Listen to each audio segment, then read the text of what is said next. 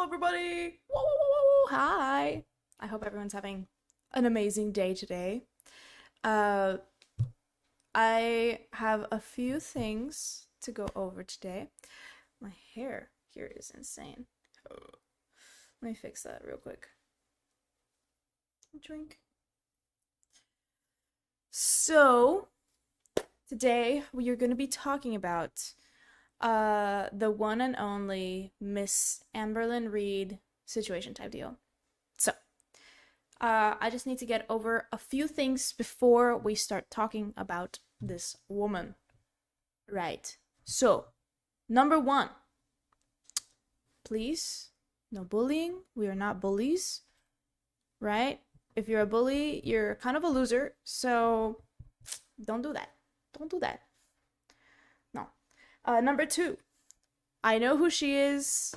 I've been following her for like 2 years, so I have some idea of what's been going on with her, but I don't really know. I wasn't there for the beginning, so I don't really know the full extent, so that's why we're going to be covering Mr. Snowflake's Amberlynn Reid, Shaped by the Algorithm video. We are only going to be talking about things constructively. I don't want no fat shaming, no being a dick. None of these things are gonna be allowed.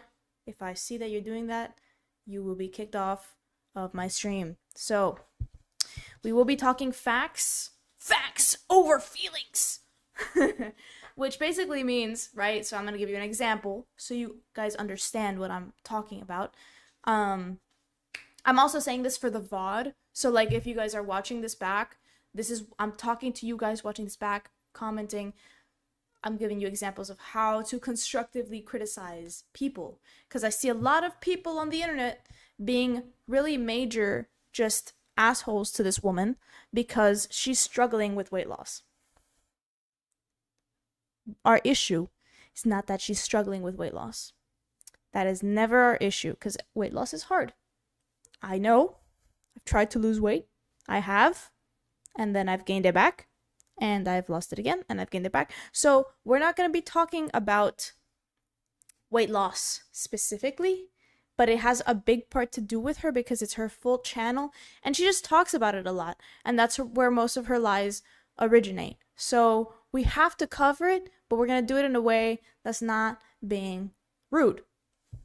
An example. Also, let me know if my audio is okay. I have a really loud AC, so that can mess with it a little bit. Also, we will take breaks. This is a 1-hour video. We're probably not going to get through the whole thing today, but we will try and get through maybe half of it today, and then half of it maybe next Saturday, or if I have time tomorrow, we can go back tomorrow and do it. Anyways, example of proper criticism. Amberlynn, you said you lost 5 pounds. But you did not actually lose 5 pounds. As proof in here, and here. That is constructive criticism because you are calling her out on a lie. She's lying about something and you're telling her, Amberlynn, that's not true. You did not. Or let's say she says something stupid, which she does a decent amount of times. Let's say she says something stupid, right? Amberlynn, you said this about whatever. You said this about your ex. That's not true.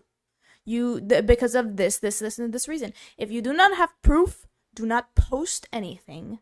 So if you're saying, Amberlynn, you're abusive to your exes, don't say that without any proof. And also allegedly, right? You are being allegedly abusive to your exes. We will get into that when we get into the Becky saga, mainly. So, another thing I'm going to cover for this current stream, for whoever comes on later, I'll repeat it again, but I will get to your chats when we take our breaks. Because last time, I just started yapping like crazy. I saw the chats, and they kind of interrupted the flow. So we're just going to take a few minute breaks every now and then where I will address everybody's chats within 5 minutes, like a 5-minute interval break. So don't worry, if you send a message, I will get to you. So please Please don't fret. I see your messages. I literally have two screens. I have my phone here with messages, and I also have my restream here with also showing my messages. I will see them. So please be patient with me. I only have one monitor right now, so it's a little difficult. I'm just doing some housekeeping things before we get into it. There will be timestamps in the description when the VOD is out, where everything starts. If you want to like look at a specific section, I will be providing timestamps. I will also be providing the video that we're watching. So please, when you're done watching this stream, please go check out Mr. Snowflake's Shaped by the Algorithm for Amberlynn Reid. And without further ado, I think we can begin. Let me just double check some things on Restream, just to check if everything's working well, just to see if all is good. All right, cool. We're chilling. By the way, I stream on both Twitch and on YouTube. I'm slowly moving away from Twitch. Sorry, Twitch. But I'm mostly focusing more on YouTube chats. I can see both. So if you do send a chat on Twitch, I will be able to see it, but YouTube gets preference. Sorry about that, guys. But I'm mostly focusing on YouTube right now because it's just such an easier platform. I can do long form and stuff like that, and Twitch is difficult. So, yeah, no. I'm still streaming because I can, might as well. So, I think that's everything. Let me know if my audio is okay. I will get your drinks, get your food. I got my café con leche, my coffee and milk, and I got my half-eaten pancake here. Look at that. Look at that. That looks delicious. Kind of looks like a little Kit Kat.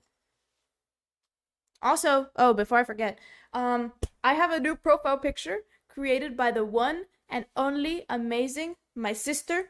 That's her name, by the way. Her name is my sister.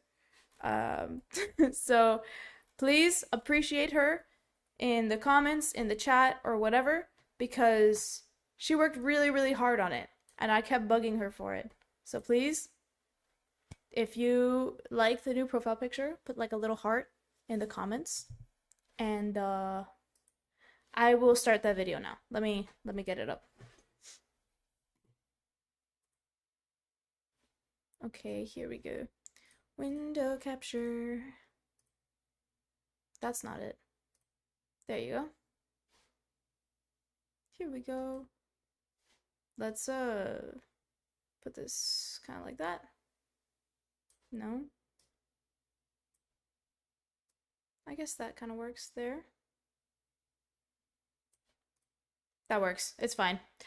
It is what it is. Let's see if let's turn the desktop audio on, and let's begin. Let's begin watching Mr. Snowflake's Shaped by the Algorithm, episode 1. Again, please no bullying. Please don't be mean.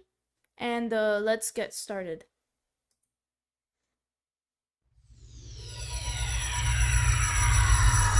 That is extremely loud. Hold on.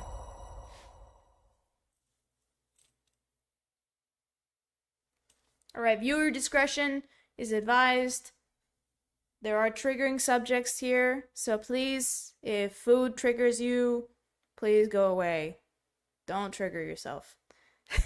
Please. I say that jokingly, but I'm being serious. So, like, don't do that. Okay. I love his intro. Like, I love the old-timey intro. Oh my gosh. The fan has begun. So please let me know if it's a bit too loud with the fan. I know it's probably gonna sound a little weird. I'm trying to figure that out. I'm so sorry.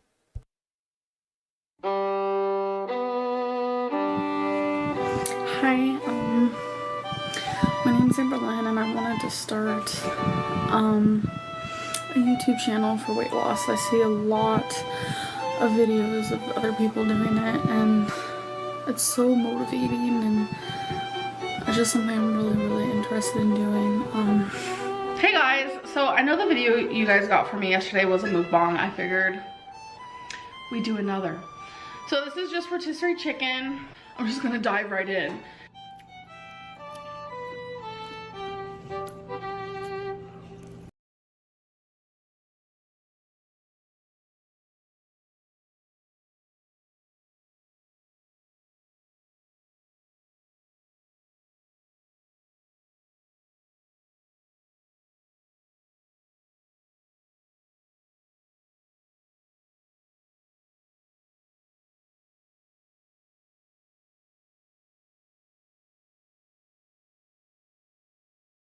I'm literally talking and then no one could hear me because my mic was literally muted. Sorry. Anyways, Pappy's Heart.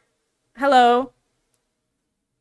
Yes. Okay. Hi, Pappy's Heart. Welcome to the stream. So today we are talking about Amberlynn. We're basically looking at her early era, I guess her early years on YouTube, because I have kept up with more of her like more modern stuff, not really her older videos. So we're just gonna do like a deep dive on that, and also her food eating, like she has a lot of food sounds with her mouth that is just, I'm so sorry, it's hard to listen to sometimes, but I wanted to talk about something. The rotisserie chicken. The rotisserie chicken. So there's this whole thing, they'll probably get into it, but she ate like a full rotisserie chicken. She didn't, I don't know if she ate the full thing, but honestly, I'd rather her eat a full rotisserie chicken than a plate full of pasta, to be 100% honest with y'all. But let's just keep watching. Let's just keep watching. And let me know if the audio's okay, because my fan is really loud. I don't know what to do about it. So please let me know if my audio is okay.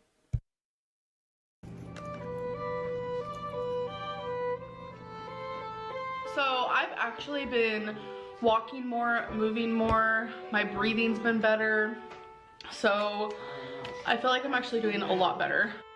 My scale being out of whack and messing up. Someone suggested that I change the batteries. At the time I thought it was a good idea, but my girlfriend pointed out that it's not messing up for her, it's not messing up for her dad, and it's not.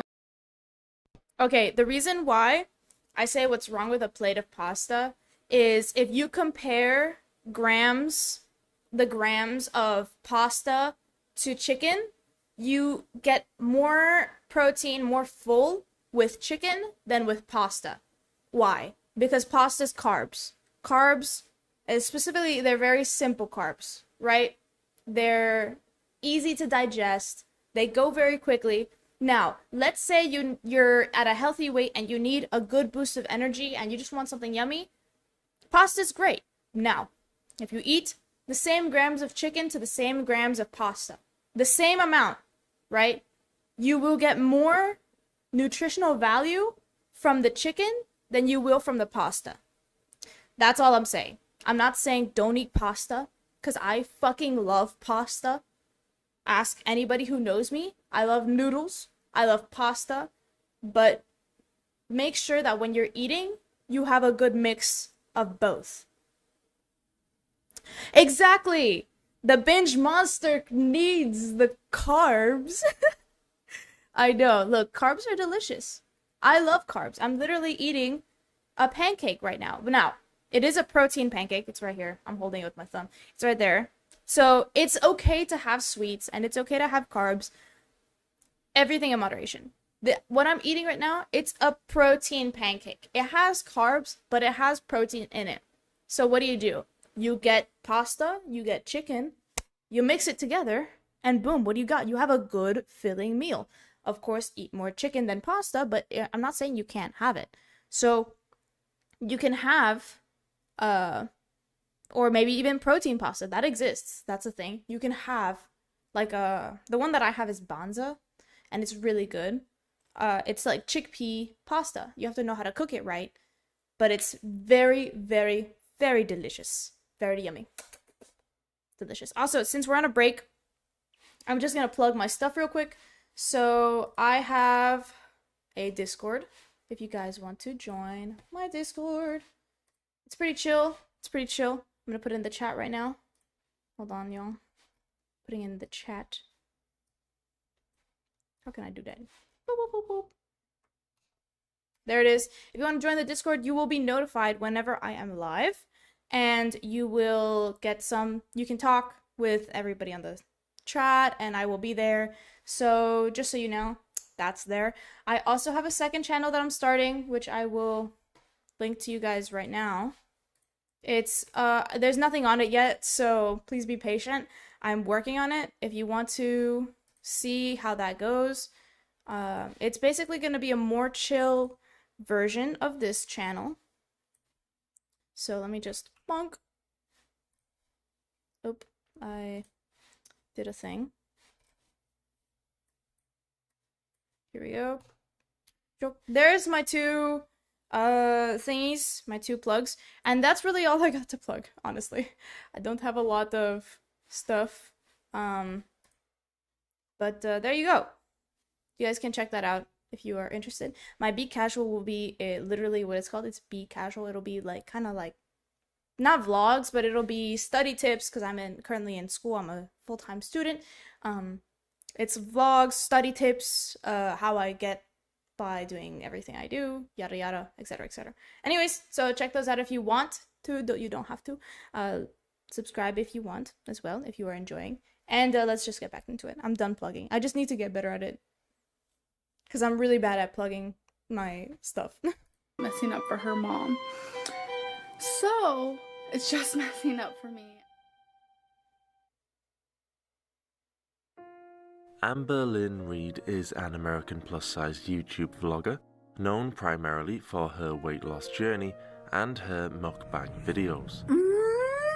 Those are so strange to be like, like, oh, weight loss, mukbang. And mukbangs are literally where you just eat in front of a camera and eat copious amounts of food. I feel like those values just don't align. Her channel has close to 200,000 subscribers and over 120 million views.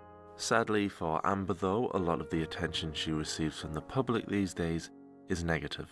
An apple a day keeps the doctor away. Oh, I love that Tom Well, in Harlow that video. case, someone get this gal a whole entire orchid because her knees are screaming for inpatient treatment. No, not fat shaming, although we'll get to that later.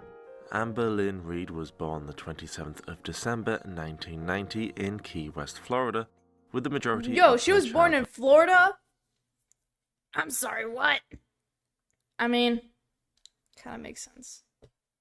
I'm a Florida girl. I'm a Florida lady. But, she was such a cute baby. What a shame. What a shame. spent baby. in California, along with her two brothers. Her parents had substance abuse problems and were not always there for Amber and her brothers like she wanted them to be. Very early on in She looks her so life, much like her Amber mom. had no choice It's crazy. but to be acting parents to her brothers. I still remember one time in particular when my parents were on so many drugs that they were like passed out. My baby brother was crying and I wasn't sure why, so I went into the room of where they were, and it was because his crib was by a curtain and the curtain string was wrapped around his neck. Oh, wow. I will never forget that day as long as I live. That is incredibly traumatic. Seeing your parents passed out and having a curtain cord wrapped around your brother's neck, that's extremely traumatic. And it sucks because I know she was in the foster system, and that is one of the hardest things to live in. So it's no wonder that she has all this, like, just trauma that she just never got over. But at some point you have to take accountability for your trauma and just be like, look, I need to do something about this. This is no longer like good for me. I'm not doing it. And I know she went to therapy, but she's just like, therapy is a two-way street. Your therapist can only do so much, right? Like, your therapist can only really help you in like guiding you, but they can't really do anything else, to be honest. Like, what else can they do? Hold on. Let me just make sure that my thing is all right. There we go. That's fine. Sorry, my chat just kind of disappeared for a second. But yeah, so therapy can only do so much, y'all. Can only do so much. And it's sad that she has to deal with all of this. But still. She's still not. That doesn't excuse her. You can look at both sides of the coin. Even now it's emotional for me. His face was purple, he was screaming, crying, and to put it shortly, I had to save his life. And I did. And It was deemed not safe for Amber to be around her parents, so at just 7 years old, she was taken into the foster care system. And after spending over a year in various foster homes, Amber received some truly heartbreaking news. I found out that my brother was actually going to be an adopted child. He was going to be put in closed adoption, which meant I would never be allowed to see him again. Oh, It broke my heart, and it still does. that sucks. Amber would be thrown around different foster homes with It sucks that her brother was adopted and she was just never, she just kept jumping around the foster system. I mean, yeah, look, when you have such a traumatic past, like I said, it's just hard to get over that. It really is. It really is. And a lot of people have been like calling her out, saying like, just because she lies so much, they're like, are you lying about this? Are you lying about that? I don't think she's lying about being in foster care and the troubles that she went through in foster care. Does she use it as pity points? Maybe. But I don't really want to think that way. I feel like that's not a positive way of thinking about it. I think if we just listen to what she's gone through, maybe, we can just understand her just a little bit better. Just a little bit better. her other brother, but even they would be separated for a few years. Depressed, confused, and lonely, Amber turned to food for comfort and began putting weight on at an alarming rate. By 12 years old, she already weighed around 290 pounds, and Oh my god, wait, what? By 12? She was 290 pounds? Is that what he just said? for comfort, and began putting weight on at an alarming rate. By 12 years old, she already my weighed gosh. around 290 pounds, and around that same time, Amber went back to live with her biological parents. Amber, as well as the courts, now believed that her parents were fit to look after her, but they I doubt it. I doubt they were fit to look after her. were but- not. They were still using forbidden substances, and Amber herself picked up some of their habits: smoking, drinking, hanging around with the wrong people. See, now, look, that's really important because if you look at her now, or I guess like not now, but in her more modern era, she does do a lot of drinking on stream. And if my parents were not... Hello, hi, welcome to the stream. Hello. Welcome. Anyways, what was I saying? That if you look at her modern day, she drinks a lot on stream, and if I were in her situation, I think I would try to stay as far away as I can from those substances. Honestly, like I wouldn't touch drinking, I wouldn't touch cigarettes, anything, because I see how it's affecting my family. Right? I don't know about you. I'm doing good. Hopefully, Orlin. Hi, Orlin. I'm doing great today. We're looking at our girl lady. But yeah, I'm doing good. I'm doing very good today. I have a little bit of time, so I'm streaming, and we're chilling. We're chilling right now. But yeah, like I know I have Orlena. Oh, sorry. Orlena. Hi. Sorry. Welcome to the stream, Orlena. It's great to have you. It's great to see y'all. But yeah, so I don't know. It's hard to say, because you think like, oh, if I was in that position, I wouldn't do that. So I'm talking from like my perspective of my life. And that's what a lot of people... Dave Clapp! Yo! What's up, Dave Clapp? So happy to see you again. When you're an addict, you use the substance to cope with a lack in your life. It fills that hole. When that hole is unfilled, the pain is unbearable. It's hard to understand unless you felt. That's what I'm saying. Since like I've never had to deal with that. I've never used a substance to cope. Any kind of substance, whether it be food or like illegal substances, legal substances.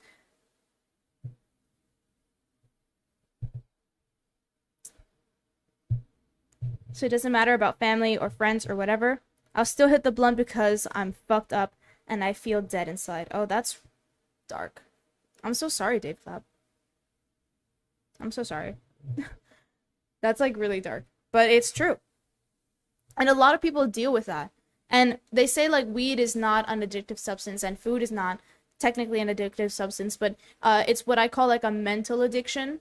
It's not necessarily that it's the substance that's addictive, but the feeling of doing this allows you to feel better, right? So just because it makes you feel like same thing with painkillers. Painkillers are not necessarily addictive, like as in like a physiological addiction, such as like drug, like heavy drugs like heroin and meth. They have physiological addictions that go along with those, if you get what I mean. So physiological as in like it's your body that is asking for it. But a mental addiction is something that is controlled in your mind. It's an addiction that's within your mental state, not necessarily your physical state.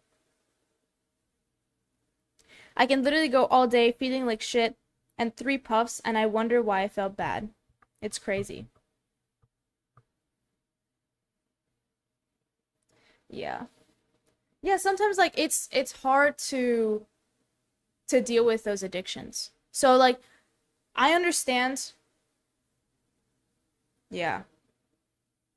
So like I understand like sometimes like the pain is really unbearable, and like if Amberlynn Reid was 290 pounds since she was 12 years old, she's fighting lifelong habits that are not going to go away with just willpower. At this point, it's not a willpower situation. This is something that has been ingrained in her mind and her psyche so deeply that she's going to need intense therapy to get over.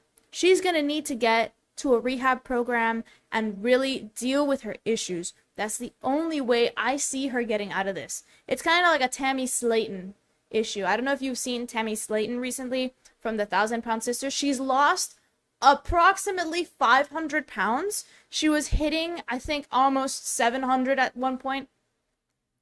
And she's doing great now. And the reason that she's doing so great is she went to a rehab program that was able to not only help her mentally and physically, but was able to help her rewire her thoughts in a way that allowed her to be like, I can do this. I don't need to fall back on my traumas. I don't need to, relapse into this way of thinking.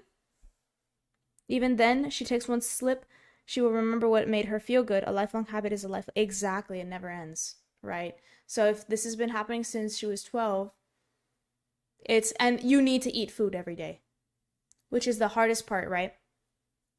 She needs to eat. There's no doubt about it. And when I see people talking about Amber, it's kind of tough because I'm like, I don't think that weight loss is her biggest issue as a human being, right? So when people talk about her with weight loss, like, why hasn't she lost weight? She's like not being honest about her weight loss. It depends, right? So if she's saying I'm trying to lose weight, I do believe she's being honest, and I do believe she wants to lose weight, but it's really hard. Is that what I usually do on stream? Talk about health stuff? I literally talk about all sorts of things, Orlena. I talk about any kind of drama that's going on YouTube. I talk about health stuff. I haven't really been streaming for too long. I used to stream video games. Kind of got tired of that, not gonna lie. It was very tiring playing video games every weekend, not gonna lie. And I love to just yap about anything. But I'm not a doctor. I will be a doctor of veterinary medicine in 4 years.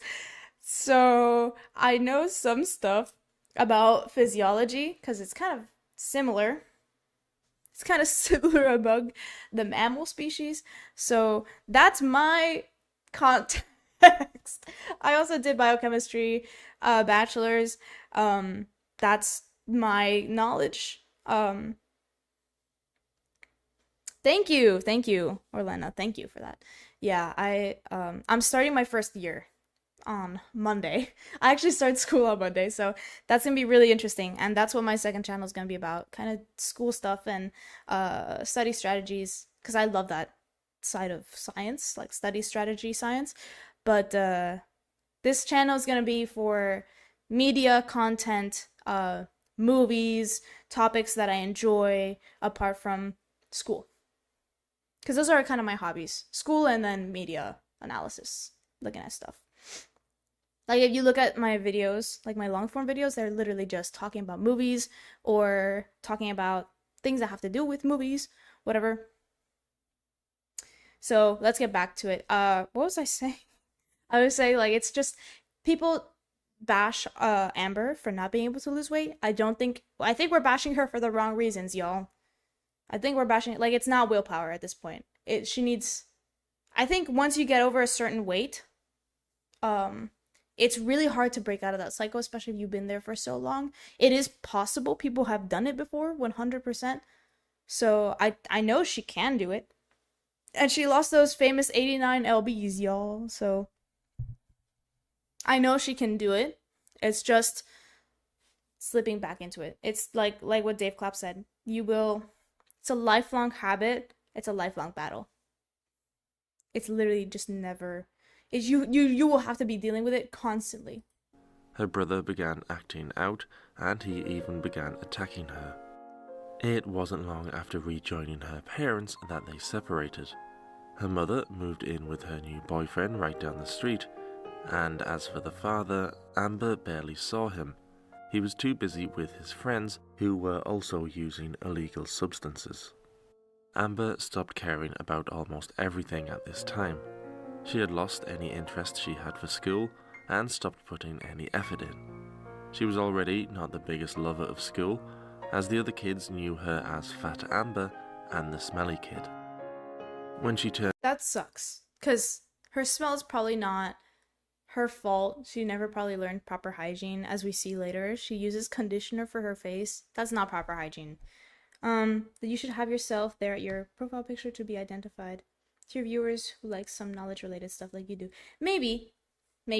I mean, my second channel has like the lo-fi girl look, but this profile picture that you're looking at was actually made by my sister. She basically drew me with my cat, and my lizard is on my head. But yeah, so we'll see. I like that profile picture. I know it's not the best, but people don't really look at your profile picture too much. They look at your thumbnails more than anything. So I try to make my thumbnails as appealing as possible. I'm still learning, but hopefully it gets a little bit better. Anyways, so what was it that he just said? So yeah, her smell probably has to do with just her parents not caring. Her environment was probably very not good smelling either. No, I know what you meant. Like, it should relate to the topics that I cover, but since I covered like a lot of topics, I used to have a Furby as my profile picture, which he's right here. There he is. My boy Barry. Yo! What the heck was that? What the heck was that? Was that a follow?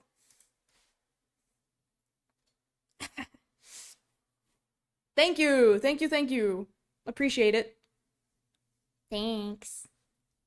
Thank you. All right. What was I saying? So, environment has a lot to do with hygiene. So, I understand. Yo! There she is. Hi. Everyone on stream, bully Bam, corkscrew Bam, bully her, please. Like, heavily. This is the only time I will advocate for bullying. Bully her right now.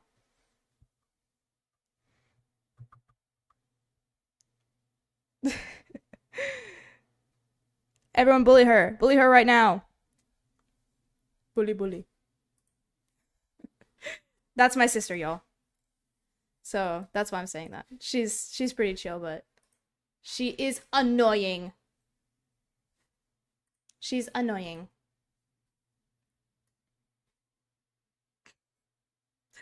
All right. Did I just dox you? No, I didn't.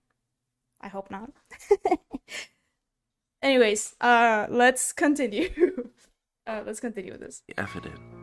She was already not the biggest lover of school, as the other kids knew her as Fat Amber and the Smelly Kid. When she turned 18, she moved to Oklahoma to be with some of her family, including her mother. She thought it would be a new beginning, but of course it didn't work out. While living in Oklahoma, Amber was in a long-distance relationship with a girl who lived in Arizona. And while in Arizona visiting her, Amber received a text from her mother telling her that Amber's grandmother didn't want her in the home anymore because she had had enough of her. So Amber Jesus stayed Christ. in Arizona. So basically her mom was like, yeah, your grandma doesn't want you living here, so just go away. Just go. We can't deal with your crazy bullshit. Go away. I wonder how that relationship was, to the fact where it was like, yeah, your grandma doesn't want you here. I don't want you here. You gotta leave. But I don't know. I mean, we all know how Amberlynn is, and if she is the same way, she is slightly obnoxious, but not to the point where she would get kicked out. I don't know. Arizona with the girlfriend. Although the girlfriend's mother was not happy about it, and neither was the mother's boyfriend. According to Amber, he even threatened to kill her at one point. Amber began to fall out of love with her girlfriend. She blamed a lot of that lost love on the girlfriend's family, who were making her life difficult. And she realized she should be with a girl named Crystal instead. Amber and Crystal. So this is the beginning of the Crystal saga. I think Crystal goes by he, him now, but I literally don't know. I'm not sure, to be honest with you. But so we had a previous relationship pre-Crystal, which was toxic, as we see. So she lived with that girlfriend, and then the parents were like, yeah, we don't want you here. So basically they left. She left with Crystal. So during the time that she was with, so now what I don't understand is, if she was with the other girl, was she also talking to Crystal at that time? So she was basically ready to go by the time they broke up. Crystal met online, and they would talk and talk and talk to one another. Amber first told Crystal that she was in love with her on the phone while sat outside a Dunkin' Donuts in the middle of the night. A few months later, Crystal and her That's iconic. That's iconic, not gonna lie. mother came to visit Amber while Amber was still living with her girlfriend in Arizona. Of course, the girlfriend did not approve of this. So they were still together. So this is already showing like Amber's pattern, right? We've seen this before with Becky to Jade, and then we're seeing it with pre-Crystal situation. So it's literally just the cycle, continuing and continuing. Like this, literally just the cycle of abuse of Amber, either like I guess it's like a dual abuse, I don't know. Or manipulate, the cycle of manipulation, her basically jumping from place to place to get kind of her needs taken care of. And it wasn't long before Amber told her girlfriend that she was in love with Crystal. After Amber and her girlfriend got in a huge argument, Amber gave Crystal a call and got on a plane to be with her, which Crystal's parents paid for. They would go on to be the parents Amber had always dreamed of. They urged her to get healthy, helped her out with money, and helped her with anything else she needed. Finally, in that... See, like, if it seems like Crystal's parents were really a good positive influence. Because at this point, she was like, what, 300 something pounds? So she could have probably gotten maybe a little bit better with their help. But at the same time, it's it's rough. At least she had some kind of positive influence in her life at one point. But as we know now, the relationship with Crystal did not work out. Loving home she craved, Amber decided to make her first ever YouTube video. She uploaded the video in November of 2013, and it was titled Nervous plus Awkward plus Weight Loss Vlog. And Amber was clearly Nervous plus awkward plus weight loss vlog. Oh man, that's kind of funny. It's like kind of quirky style. Nervous plus awkward plus weight loss. Okay. I mean, this was old YouTube. So, I mean, being quirky was kind of the thing at the time. So she was like, guys, I'm so nervous. I'm like, she's giving like, I'm so demure kind of vibe. Like, guys, hi. Oh my gosh, I'm so nervous. I'm starting a weight loss journey. And I, is that bullying? To make fun of her voice like that. But she doesn't talk like that now at all. Like, if you listen to her before and you listen to her now, it's completely different. nervous, but she also seemed genuinely excited and motivated to document her weight loss journey.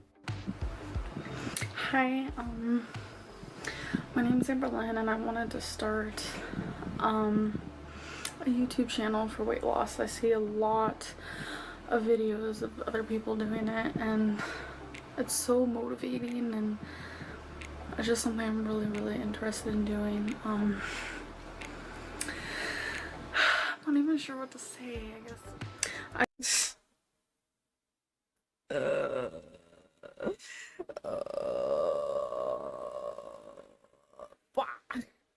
I wonder who was her inspiration.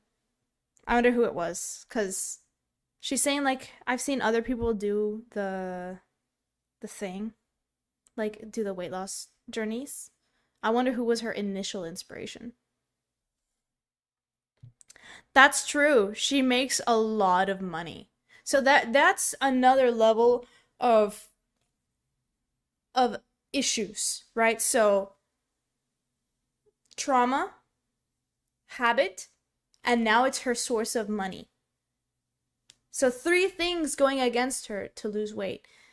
But in this beginning part, she wasn't making any money at all. So in this beginning part, she was probably really genuine about wanting to lose weight. But I think what she wanted was to get recognition for her wanting to lose weight. And she did, as we see. She had a very positive community in the beginning of her YouTube journey. But it just kind of went downhill. It went like really downhill. I just think it would really help me. I watch so many people who make videos and they're so inspirational. I really want to know who were her initial inspirations. Like, honestly. Maybe I'll look into that. Maybe I can be an inspiration for somebody. I don't know. I'm not really doing this for other people. I'm more so doing it for myself. But if I can help somebody along the way, then that's even better. I feel like she just wants validation. Like, I don't think it's that she wants to inspire people. I think it's that she wants people to say, like, you've done such a good job. You've inspired me to do this. Is a validation basically saying you're doing a good job. And I think that's what she wanted. She probably didn't get a lot of validation as a kid. So she's like, I want to be validated in my journey, in my progress, in all of this. And that's what she's seeking at this point in what I believe. All right, this is not, I can't read her mind. But I believe she is seeking validation rather than any kind of monetary value. Because at this point, YouTube was not a big money-making situation at the time. I don't think she thought of making money. What's happening? Why is it clicking out? Okay. So at this point, validation. Not money yet, but we will get to the point where she will be making money, and that will be a big problem in her journey, because what do they feed on? They feed on drama. And look, what am I doing? I'm feeding on the drama as well, right? I'm not I'm being complacent within the drama situation. I'm feeding off of her drama, off of her like controversies in a way, right? I'm trying to make it constructive, but also if you think about it, I'm like also trying to get into the circle, right? I don't know.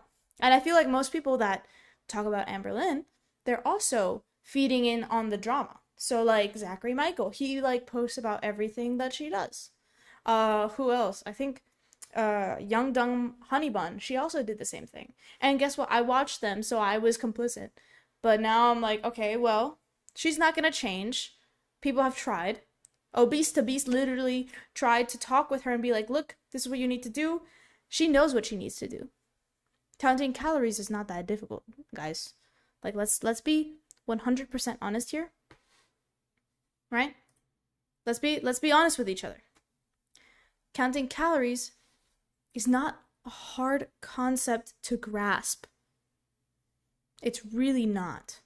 And you don't have to be exact either. You can do an approximate. Because at her weight, if she just does an approximate, counting calories is hard, but counting viewers is easy and fun. It depends, right? It really does depend. Counting calories is hard in the sense of like you want to eat more, but counting viewers, her viewers have been dropping substantially. They've like gone up and down. They've fluctuated a lot. I think right now she's kind of in a lull period. I don't know. I haven't really kept up with her current day stuff. But when she was doing the live streams during the Becky era, she was popping off. She was getting a lot of viewers and a lot of money. So yeah, that's easy to sit there and talk and not take care of yourself for like 4 hours. I don't know how long she would stream. She was streaming like 3 hours, 4 hours, which is a lot of time to be sitting down and not doing anything. Says me. I mean, my streams are like 2 hours, I think. I don't know. My average stream. But even then, like sometimes I'll literally just stand up. Like getting a standing desk is the best thing you can do for your back. I promise you won't regret it. Please, everybody listen. Get a standing desk. It's wonderful. Because whenever my back hurts, I just lift up my desk and I stand up for a little while. Sorry, I got off track. But yes, counting calories, logistically, like the actual act of counting calories, if you know the fundamentals of math, addition, subtraction, maybe multiplication. I don't even think you need multiplication to count your calories. If you know how to add, or if you know how to use a calculator, you're good. You're good. It's really not that difficult. You just gotta have a little weight. You put the food on the weight, and guess what? It tells you how many grams of food you're consuming. And you look at the little box, or you look at the little paper that the food comes with, and it says X amount of grams is equal to this many calories. And then you multiply the gram. You add the grams together. Oh my gosh. Like, it's so fucking easy. And she knows how to do it.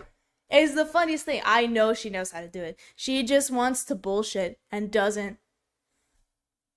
I know she knows how to count calories. Most people with an elementary school education can count calories. I know she can do it. It's either that she's being willingly ignorant or she's just being manipulative and saying, I don't know how to do it. But she does know how to do it. And she's stated multiple times, like, I know how to lose weight. It's just hard for me to act on it. And that's the truth. She knows how to do it. Most people know how to do it, but they want to talk around the issue. They want to talk around saying, oh no, it's actually that I don't know how to lose weight. I tried counting calories and it failed. How long did you try it for? Did you actually count your calories? Did you count every single thing that you were eating? Probably not. Did you count the soda that you drank? Did you count the amount of chips that you ate? Probably not.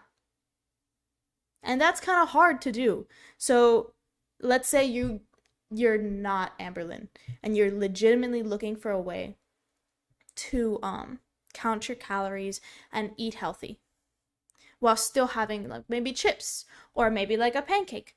First thing, get a weight scale. Get a food scale. Sorry. Get a food scale.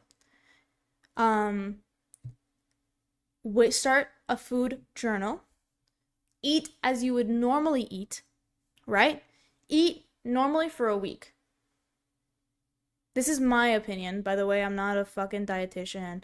I'm not anything. This is what I did that helped me lose weight the first time. Whatever. This is for basic weight loss.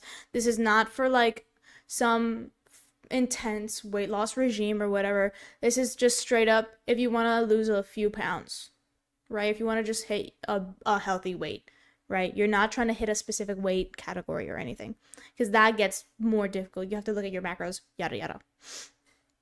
Basic weight loss. You count your calories, you get your scale, you keep a food journal, and you eat normally for the first week, or for maybe like the first 4 days. And then, when you're done with that week, analyze what you ate, everything that you ate and you drank. Water, of course, doesn't count. You can count your water as well if you want to go to that level, but I never counted my water. When you see, and eat normally. Don't think like I have to start eating healthy. Look at what you ate. Analyze. What here could I have gone without, or that I could supplement or switch to be either less calories, or more filling?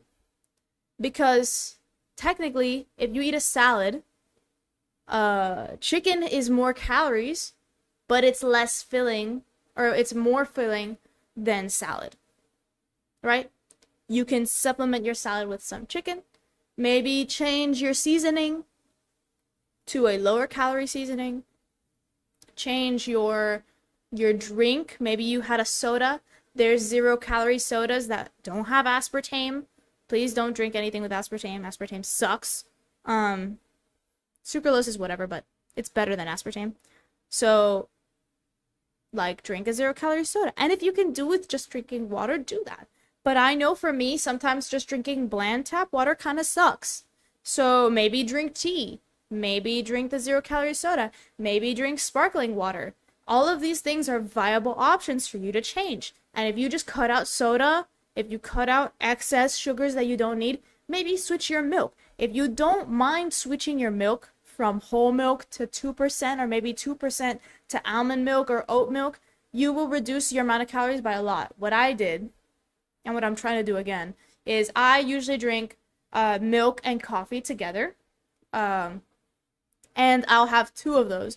The one in the morning I will have with 2% milk, but the one in the afternoon I have with with almond milk. And that works for me. I like almond milk. Anyways, I've gone on such a huge tangent, but I think with those tips you can start slowly bettering your health in the weight section. And then add exercise. But like a little bit. Like just walk.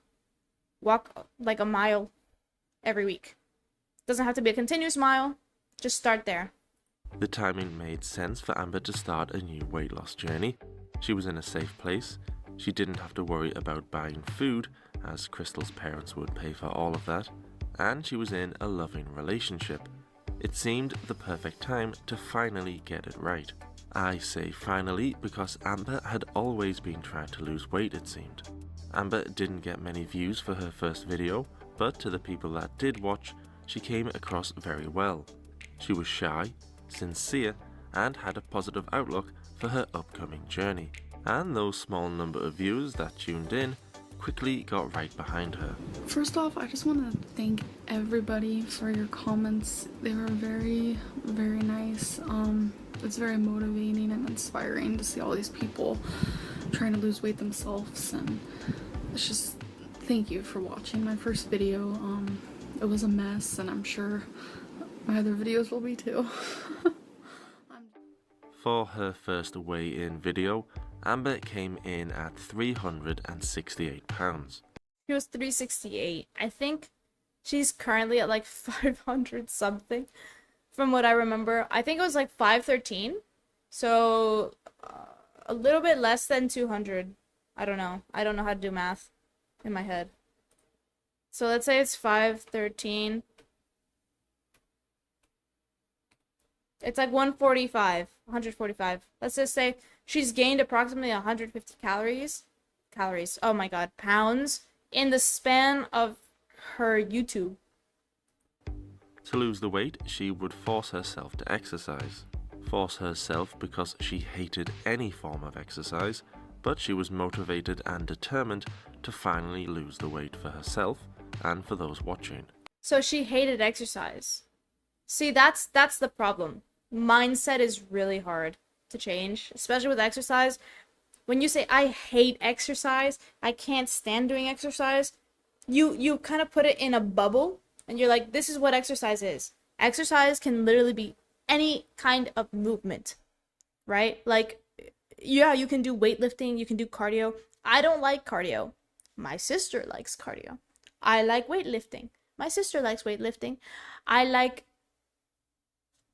don't know, like playing tennis. My sister does not like playing tennis as much. All of these things are exercises, and everyone is different. I know she likes dance, and she could dance, like just dancing a little bit every day. Dance like a 5-minute song every day in the morning, get you pumped up for the day, and she would lose weight. 100%. Even if she ate the same. If she ate the same and moved more, she would lose weight. Of course, it would plateau to a certain extent, because diet is very important. But speaking of diet, I'm going to have a bite of my very, very cold pancake while we continue. Just Dance. Right. Yes. Everybody loves Just Dance. Thank you, sister. Yeah. Like, Just Dance, especially the Wii version, oh my gosh. Just Dance would be so perfect for Amber. I don't know how she never got on to playing Just Dance. It's such a good game for weight loss, and you get lost in the songs and following the people dancing that you really don't think about how much exercise you're really doing, and you burn a lot of calories just doing that. And then with how heavy she is, she would basically have extra weight on her. So it would be, if she plays Just Dance, she will be doing muscle training because she has to lift herself, and then she would be doing cardio. 2 for 1. So she began a daily squat challenge and showed us the healthy food she was eating. And this is in it. Whipped peanut butter and chocolate mint. I love mint. I know this is probably not the healthiest thing, but Ew. coconut macaroon ice cream by Haagen-Dazs. So we just got back from Red Lobster, and I am legit like the bloatest bloat I've ever felt. No doubt because of the bad food she kept eating. Dude, why is she Amber was eating struggling this? to Why is she eating that? Restaurants are probably the worst things that you can do when you're trying to lose weight, because they don't tell you the calories most of the time, and they cook with so much fucking butter. So much butter. Oh my god. I went to this one restaurant. It was like a spaghetti restaurant. I don't know. Italian restaurant. I don't know. Whatever. They did put the calories. One plate of food. Are you ready for this? One plate of food was hitting 1,200 calories for one plate of spaghetti. One plate. Another plate was approximately 2,000 calories. That's the US for you, honestly. Like, and you don't realize, but most restaurant food is like that. Of course, the portion sizes are ginormous, and it could feed you for like 2 meals with that. And when I went to eat at that restaurant, I did pick an Alfredo pasta thing, which was like 800 calories. I did not eat the whole thing, but I also got what was it? It was like a float, like a drink that was like a milkshake float thing. So it was a ice cream with something else in it. It was only like 80 calories for the drink. which when you consider it had ice cream in it, is not that bad. It's delicious. But you can eat those things. Right. That's a great point, Dave. She could so just go to sleep whenever she felt hungry. But the thing is, she's not actually hungry. She's just bored. She eats emotionally. That's called emotional eating. When you eat out of boredom, that's technically emotional eating. So every time she felt bored, and she's done like things that I feel like they would help her a lot. So when she was bored, she would make Legos, as she says. And that's a really good idea. When you're bored and you feel that twinge of hunger, just make some Legos and drink water. Like, just chug a fuck ton of water if you know that you're not actually hungry, right? Here's the thing. You have to understand your hunger cues really well. Because if you do that and you have normal hunger cues and you just drink water, that's going to lead to anorexia. And that's the other extreme. We don't want that. Don't do that, please. That's terrible. But just drinking a little bit of water. Because sometimes your body thinks you're hungry and you're not really hungry and you're just thirsty. So always drink some water if you don't know. If you're like, am I hungry? I don't know. I feel hungry, but it's not like hunger. I'm like craving this weird thing. You're probably thirsty. Also, eat or take magnesium supplements.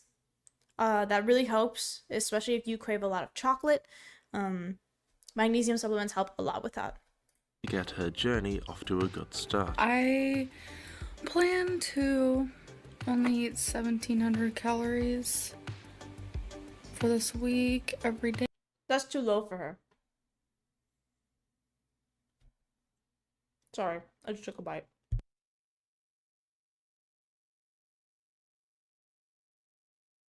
$1,700 calories is way too low for her at this point in time. I feel like if she just had like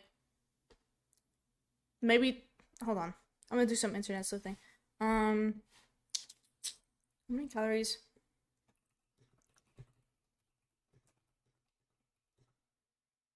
To maintain 400 pounds. Let's just round it to 400 pounds.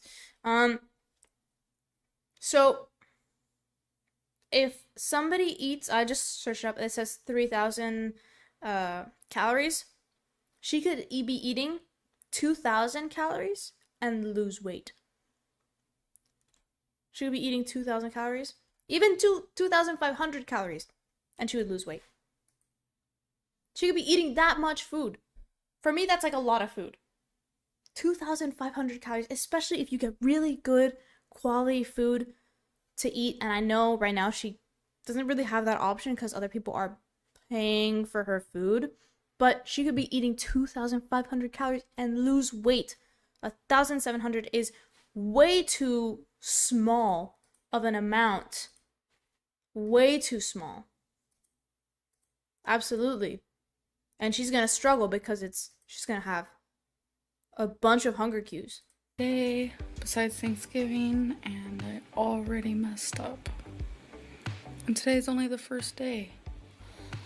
What? This week, every day besides Thanksgiving, and I already messed up. And today's only the first day. Last week, she has to give herself a bit more grace. When she messes up, she always does this whole thing where she's like, I messed up. Oh man, what am I gonna do? Like, I failed. She definitely knows that she rage baits like 90% of her viewers. Of course, she rage baits. Like 100%. Her whole thing is trolling. Her whole thing is trolling. Like, that's the way she gets views. That's the way she gets views. That's the way she gets people to watch. And she knows this, and here I am. She knows that. And it works really, really well. Unfortunately, she knows what she's doing. week I weighed in at 368.0. I weighed in today and I was actually up 3 pounds. I weighed in at 371.0. I can't even believe, I can't even fathom, I can't even express, I'm shocked that I am in the 370s again. I weighed in today and when I saw the scale, I wasn't gonna do a weigh-in video. I'm being 100% honest right now. I was not gonna do a weigh-in video. I wasn't gonna let myself, I was ashamed, I was disgusted, I'm shocked, So she may have been struggling to follow a healthy diet, but what about? I think people have this unnurtured desire to live through others. We imagine what we would do in Amber's shoes. It makes us angry that she doesn't fix her own problems. That's true. I think, like, we all believe that if we were in, like, okay, I'm gonna get a little bit dark right now. I'm just gonna go full screen for this moment. I'm gonna just get a little dark for the moment, so just try to understand my analogy. If we were all this is so extreme, but yo, hello, welcome to the stream. I was about to make like the super, like a really dark analogy, so let's begin. If we think that we can make good choices, here's the thing. If we were in Nazi Germany, we would probably be complacent.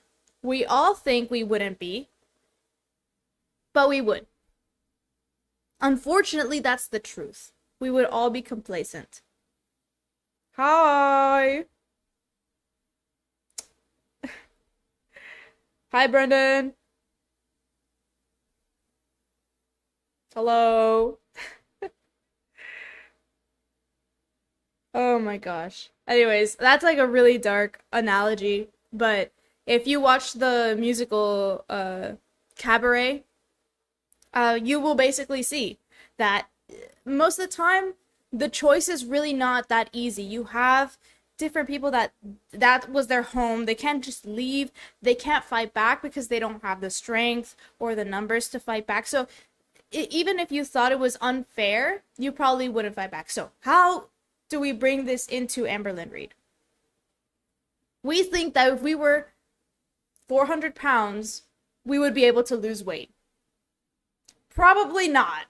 Most people that are 400 pounds do not lose that weight naturally. And many of us think we could because of our lived experiences that we have not been. We think we can do it. Now, there's people who have been 400 pounds and have lost weight, like Obese to Beast, and he's told her, look, this is what I had to do that. They felt completely justified. They didn't see anything wrong with it. Right. Yeah. So, here's the thing. Nazi Germany, they had just gone through a major depression, like a economic depression. They were struggling and they needed somebody to put the blame on. They needed something to make them feel like what they were doing was right. They were like, look, we are doing so much better because this guy is here and he's helping us. Right, yeah, we all did that essay. Everybody knows the analogy, so that's why I picked it, because it's such a common, it's such common knowledge that it fits really well. It's more of an extreme situation, so that's why I'm bringing it in, because it's very, everybody knows, right? So everybody knows about, or most people should know about the Holocaust. So my point is basically saying, you think you would do better? You probably wouldn't. You probably wouldn't. Let's be 100% honest with everybody here.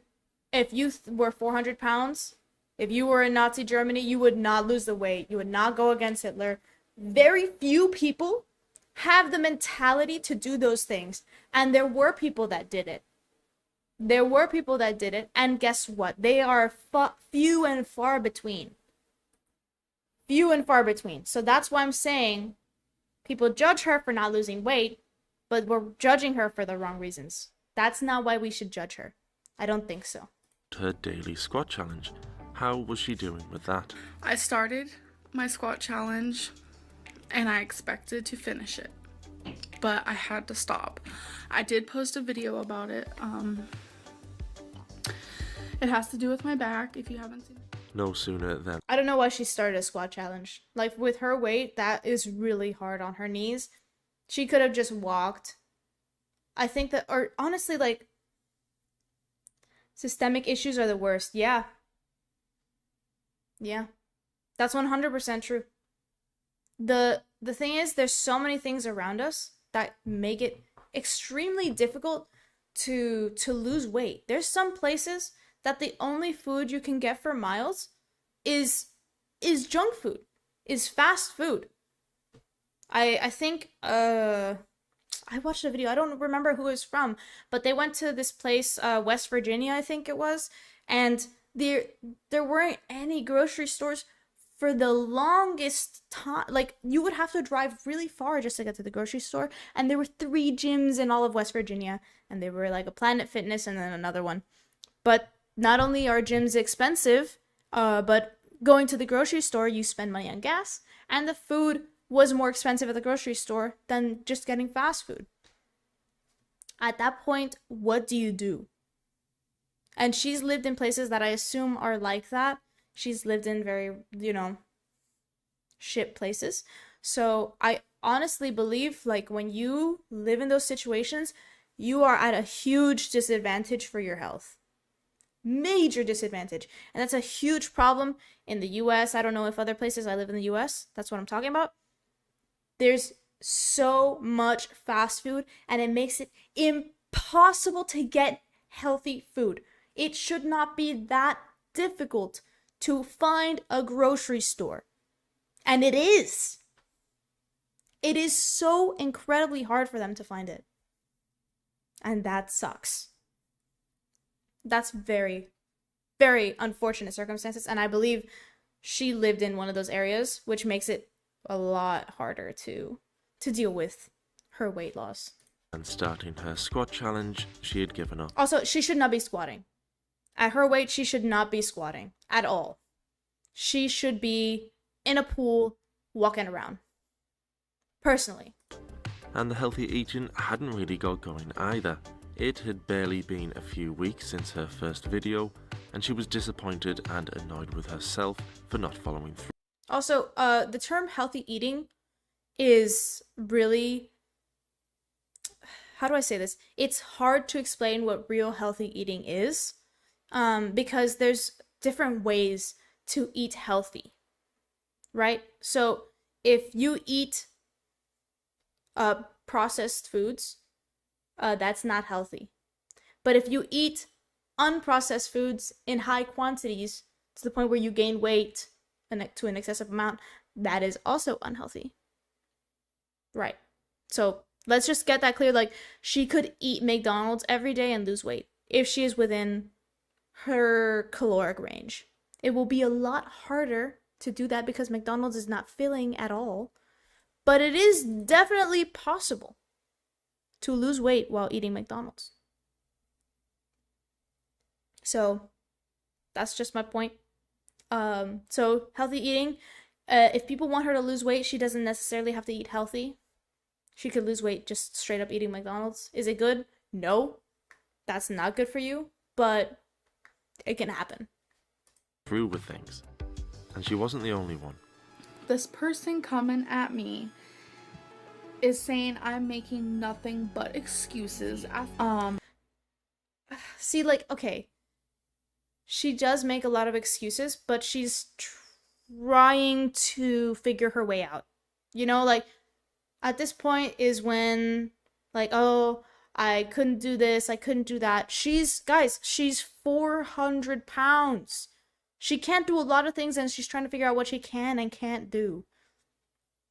So if she's, like, sitting there and she's, like, lifting weights, she's not going to lose weight just by lifting weights.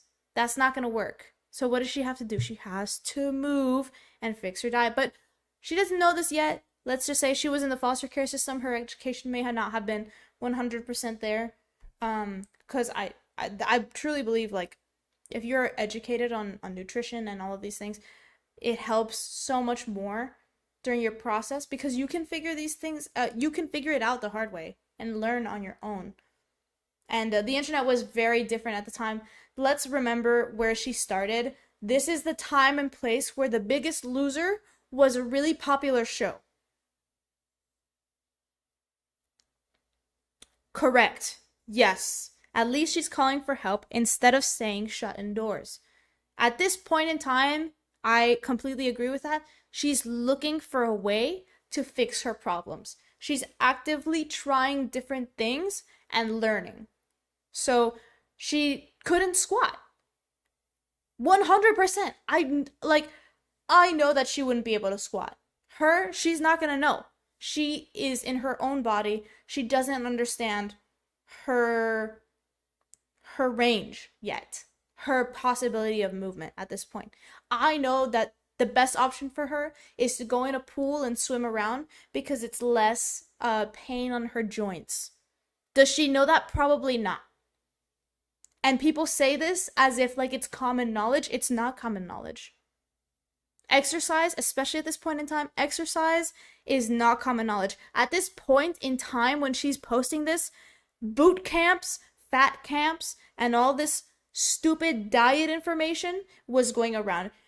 Do this water fast, do this paleo diet, do this other diet.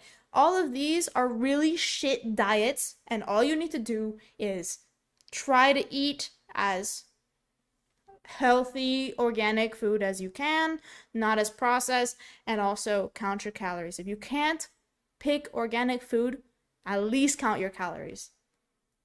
That's it. Like, honestly, she's able to do that. Just count her calories.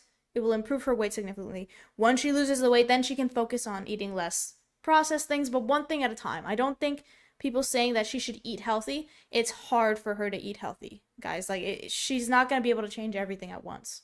So it's hard, but she needs to learn what she can do and what she can't do. Now, we look at her today, and she's still stuck in the same place and worse than she was before. So what happened?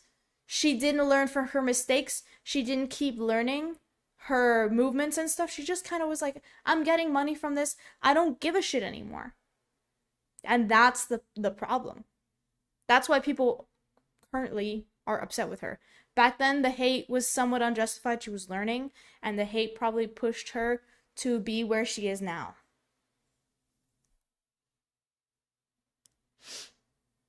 Everything that people say is common knowledge. They don't do such as proper disposal of trash and eating right. It is simple, right? The thing is, people overthink it a lot. They say, I can't just do that and lose weight. The simple things are the hardest things to be consistent with with most people. That's true. Because if you want to be healthy, lift weights. Resistance training is one of the easiest things and most simple things you can do to be healthy. 100%. If you get muscle, of course you need proper form, but if you get muscle, you will be healthy for a lot longer. Try to avoid as much processed foods as you can. I know it's hard, but that helps a lot. And be in a healthy weight range. Those 3 things will keep you healthy much better than just doing all these weird shits like eating keto, doing this stupid supplements or whatever. Those 3 basic things are not hard to do. It's just physically, it's kind of painful. Lifting weights is not the most comfortable experience. You have to be okay with dealing with discomfort, which is what most people don't want to do. For me, if I'm emotionally going through a lot, losing weight is almost impossible. It's true. It's almost impossible for me to lose weight. Currently, I'm going through a lot with my family, and it is the holidays, and I am not willing to beat myself up Only a person with my type of addiction, my type of struggles can understand what I am trying to say right now. No, I think most people can understand what you're saying. We just disagree with the reason. Now, mental, what's it called? Mental fortitude is really important when you're losing weight. It's hard to do these things. It's really hard to be consistent. A lot of these things take a lot of mental, I guess, willpower in some sense. I don't like the word willpower, but just you have to think about doing it. You just have to think about doing it, right? And then you have to take action on your thoughts, which is one of the hardest things to do. Like, there's some days where I don't want to exercise and I'm like, oh, I have to clean, I have to study, I have to do this, I have to do that. Like, I can't do that right now. I'm gonna put it off. I'll do it later. And that later becomes tomorrow, and that tomorrow becomes the next day, and the next day, and the next day. And you never do it. And that's the problem. But you have to make it not an option. You basically have to make it what's it called, like a permanent, you have to make it into your routine where you can't avoid doing it. It's like, right now is my exercise time and I can't change that. This is my time to exercise. So if like, oh, I have to clean, no you don't. You can clean later. But right now is your time for exercise. Same thing with studying, right? You say, right now is my time to study. I'm not going to do anything else. I don't need to exercise right now. Right now is my scheduled time to study. Like, literally make a Google Docs, or not a Google Docs, a Google Calendar, and schedule in your time for exercise, for cleaning, for video games. If you want to play video games, schedule your things. And that way, it becomes not optional to do these things. I don't know what... It becomes required to do these things. And when it becomes required, you have to do it. It's like school. If you have to turn in an assignment, you find a way to do it, right? Same thing with your chores, with your studying. It's neurotic as hell. I couldn't micromanage life like that. I don't think that's neurotic. I think if you just... It's hard to get used to, but once you get into the rhythm of doing things, of course, you have to have space to do other things. I'm not saying like, at this hour, you're gonna do this. Just be like, okay, today, when I wake up in the morning, I'm gonna schedule my day. I have classes during this hour. When can I fit in a time to do this? Maybe I could do this here. Maybe I can do that there. I believe that food has a powerful impact on our bodies, and there's an ongoing unseen battle similar to the war being fought. Kind of like a drug war industry has all the power. That's very true. Let me see. I don't think I could see your full message there. Let me see if I could... Yeah, okay. 100%. There's a huge situation going on with these large companies that... I mean, you know more about it than I do, honestly, Brendan.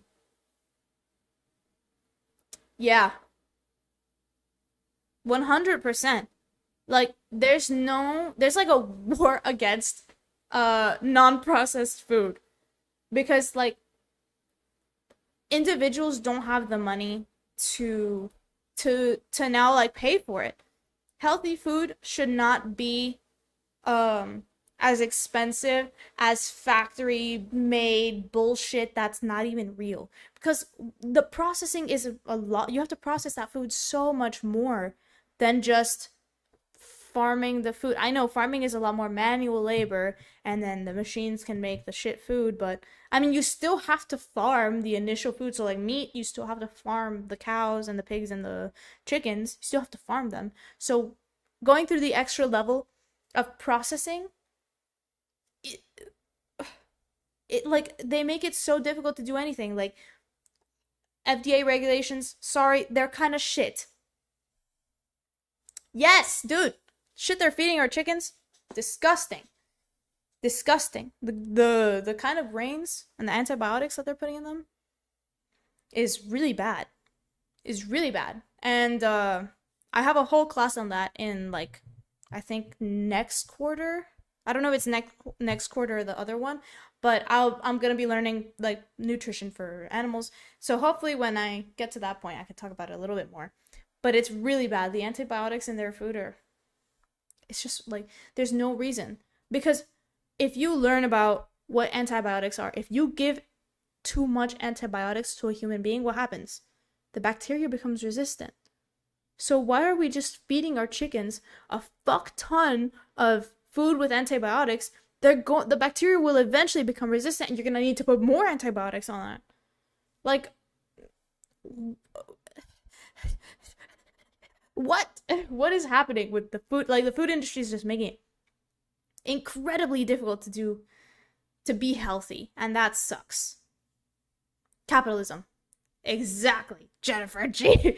Yeah, I think this is like a good I would say capitalism to some extent, right?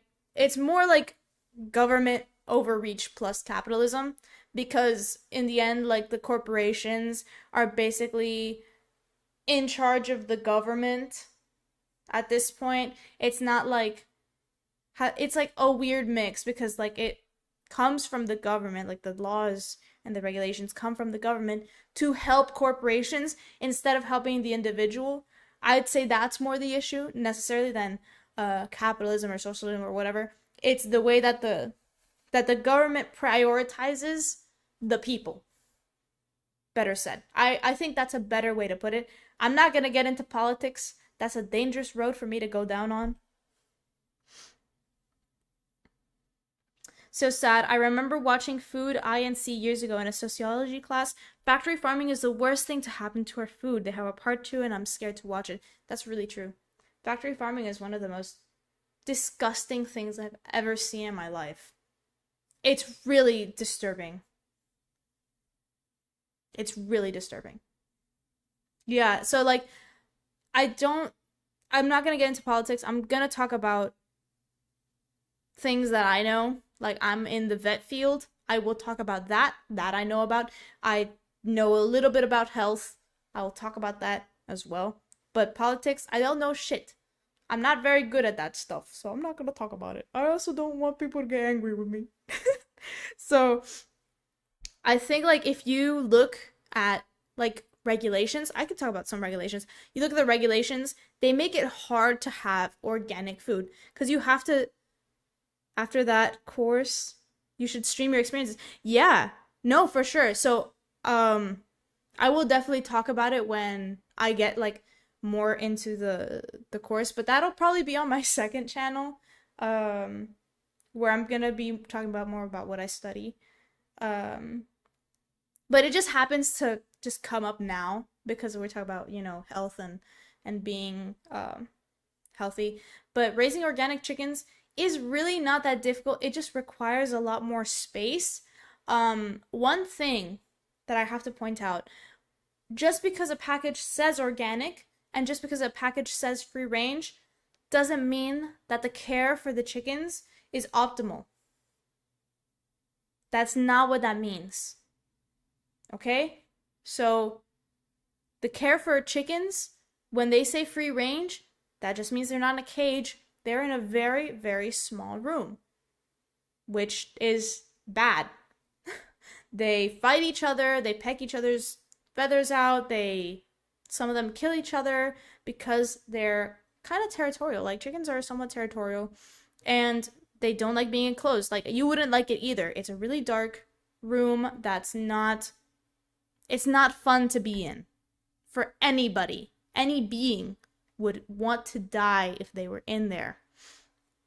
So, just because it says free range does not mean that they are in a grass field having a great time. That's not what that means. Specifically for chickens, the problem with chicken farming is so vast because the amount of space that it takes for them is a lot less by the FDA than cows and pigs. Pigs, they're still pretty bad. I think you attribute too much human in the chicken. There's no human in chicken. I think you attribute too much human in the chicken. There's no human in the chicken. It's a dumb animal that just pecks the ground. I own a chicken. So yeah, just in a dark room. Yeah. Oh, that sucks. Yeah. But look, I have a chicken, and my chicken is dumb. But what I'm trying to say is not whether they're dumb or smart or whatever. It's the fact that when any being is contained in a small quarter, they're going to clash with each other because they're like they're like this. They're like sardines in a can. So they literally can't peck the ground. They're sitting in their own shit, and they can't move. Even if they're free range, they would have more space in a cage than if they were free range. Is my point. Whether they're dumb or smart doesn't matter. That's not really what I'm talking about. I'm talking about the fact that it's so crowded that it causes infighting within the chickens, and that causes, guess what that causes? That causes wounds. Bacteria enters the wounds, and they get sick. It's necessary for society, so we let it happen. That's one of those, if you lived in Germany, you'd be complacent situations, isn't it? That's 100% true.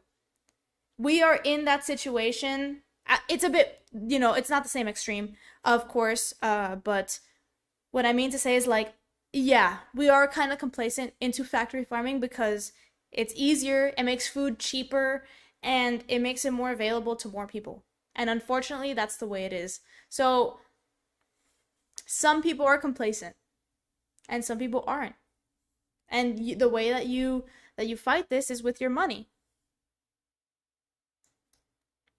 Oh shit, what did I just press? Oh, I just went back. Crap. I don't know where I was.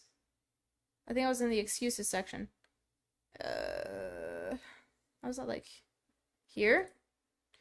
They're so fat they can't even walk too. It's crazy. I don't know if they're still getting away with feeding chickens a bunch of crap.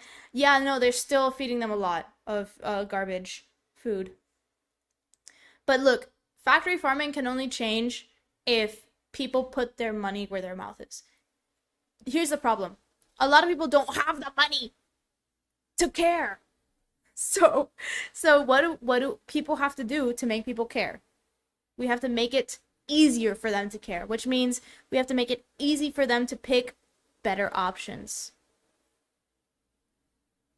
And where does that come from? That comes from lobbyists saying, like, we need to, like, remove some regulations, fix these regulations, maybe put these other regulations in place, and adjust the system to make it better for people to eat healthier. That's what we have to do. And honestly, I know Michelle Obama really fucked up the school lunches, but she had her heart in the right place when she was trying to get students to eat better, because that's where it starts. And getting them to move and to exercise, that was so good, and it could have been a really good beginning if somebody kept the ball rolling.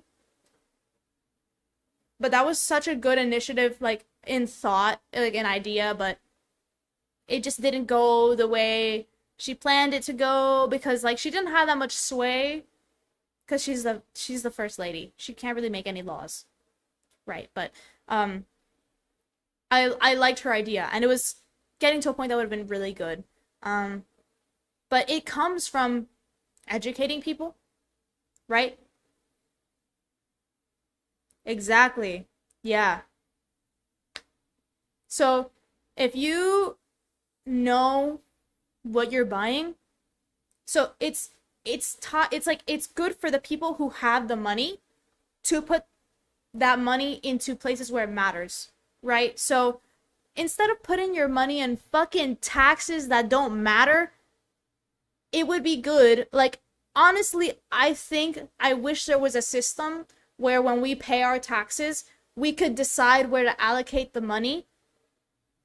Like, we can decide we would want, like, you would have to allocate it in everything, but you can decide how much money to allocate where. So, like, maybe some person really cares about the military, they could put more money in the military. If somebody really cares about education, you could put more money in education, and you just, like, fill out a box, and it's like sand. It could be possible, Now, that would be really difficult. But I think, like, if we were able to do that, that would be so freaking sick. If you put some money in, like, the health department, in the FDA, like, you could allocate your money. Like, this is just me being, like, a utopian society where you could decide where your taxes go. Because if I could put my taxes, I would put it, like, for sure in education, in health, and, like, other fucking things. Because that's what I care about. So you should be able to put your taxes where you care about. I really don't care about the military, so I'm not going to put my money in the military. Some people really care about the military, so they should be able to allocate their money there. Some people really care about abortion, so they can put their money in abortion. Some people really care about yada yada, so they can put their money wherever the fuck they want. If they want space exploration, they can put their money in space exploration, for fuck's sake. Like, it doesn't... I feel like that would be so much better, but that's not going to happen ever. So...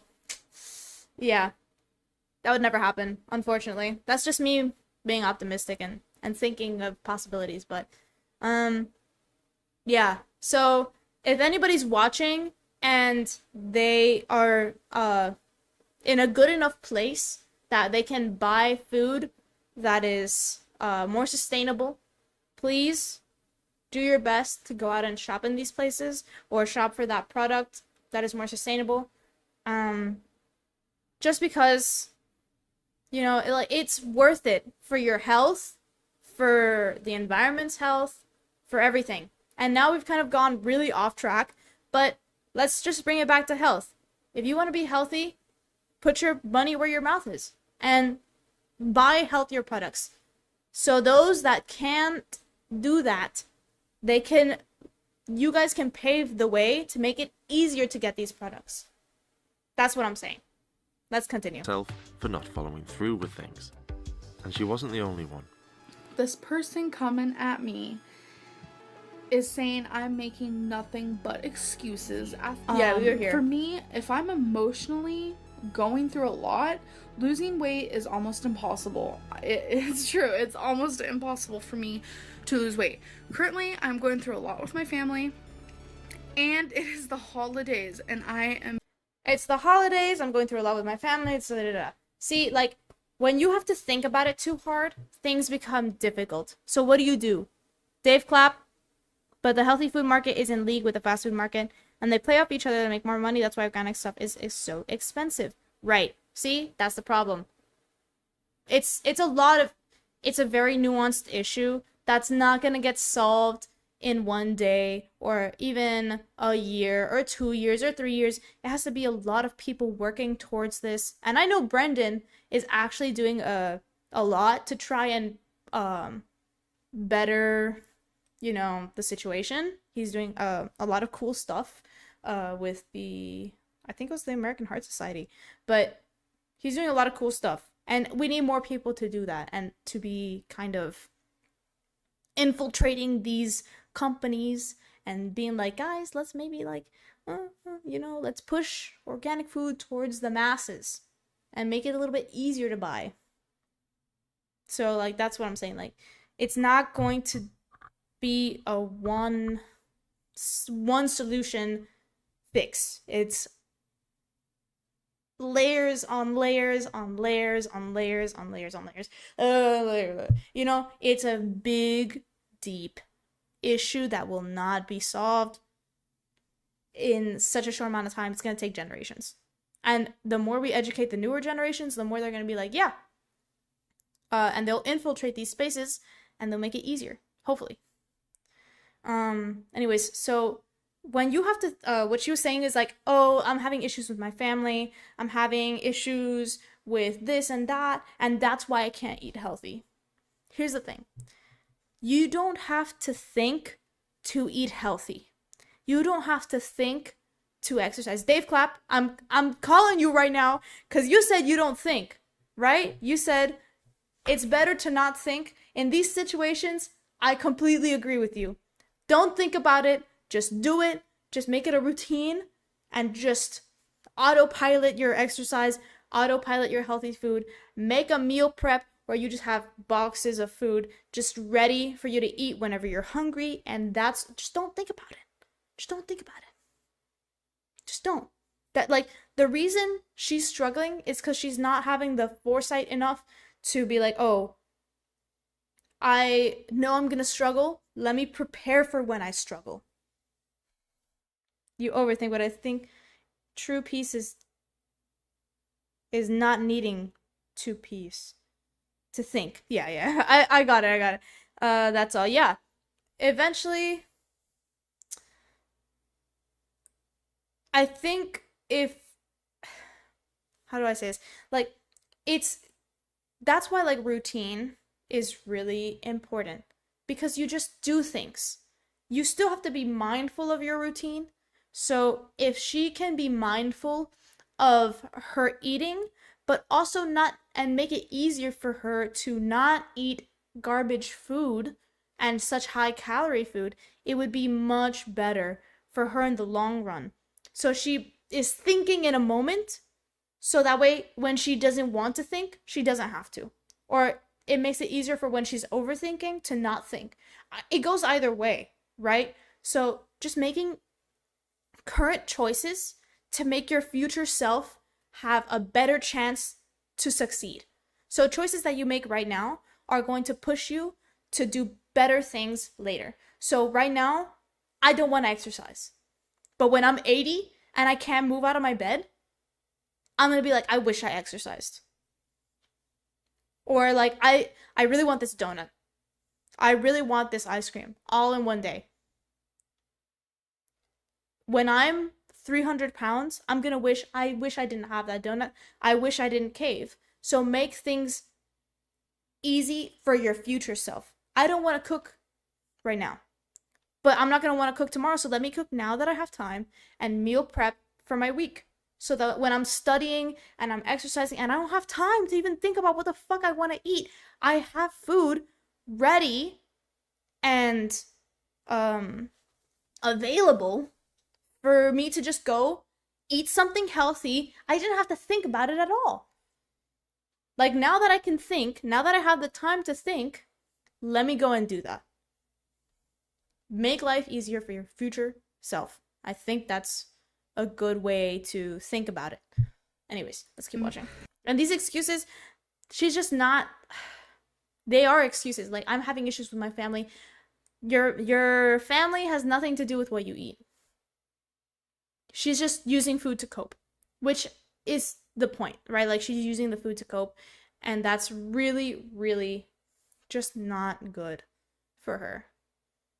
Like, she needs to get out of the mindset of using food to cope and find another coping mechanism. I know she likes to journal. I don't know why she doesn't journal more, because journaling is so good. I think she doesn't know how to properly journal, because journaling is actually a really difficult thing to learn, because you have to have a lot of self-awareness and self-critique, right? So you have to be like, okay, I'm gonna write about why I failed today and how I could do better tomorrow and what are my plans going forward. That's how you should journal. Or if you're having a moment of like intense doubt or something, like I'm in vet school. Vet school is hard. And if I have a moment of doubt, I'm going to sit with my journal and I'm going to think about all the reasons that I'm doing this. I'm doing this because I want to have a good career that I love, that I'm passionate about. I want to do this because I want to save animals to the best of my abilities. I want to do this because I know that I will have a stable future for myself. I want to do this for XYZ reason. I want to do this to help my family, whatever. And for her, she needs to sit down and think, why do I want to lose weight? I want to lose weight so I can be mobile. I want to lose weight so I can live a long life. I want to lose weight so I can look better, right? Like, it's okay to want to look better, guys. Like, that's not a big deal. It's when you take it to an extreme, right? So for her, all of these things, she needs to sit down and consider why she's doing this. I think, oh my God, what was her name? Kiara Dotery? Kiara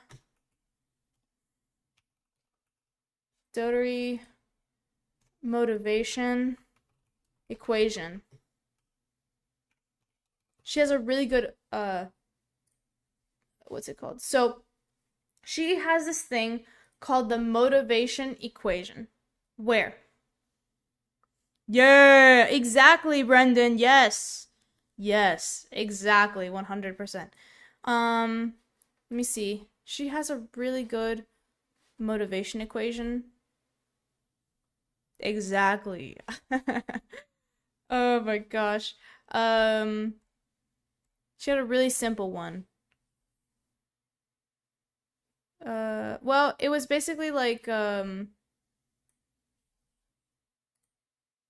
so motivation is equal to expectancy times value over impulsivity times delay, divided by impulsivity times delay, which basically means that your expectancy and value of your situation. So like, let's say you value your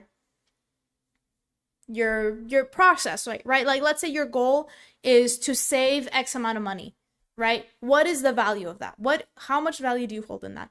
Why am I valuing that? I want to have a house, right? I want to put down a down payment for my house.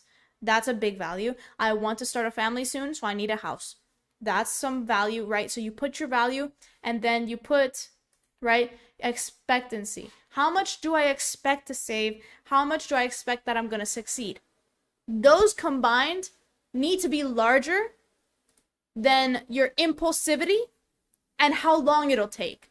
If I want to save $10,000, how long is that going to take me? If I want to lose however much weight, how long is that going to take me? Right?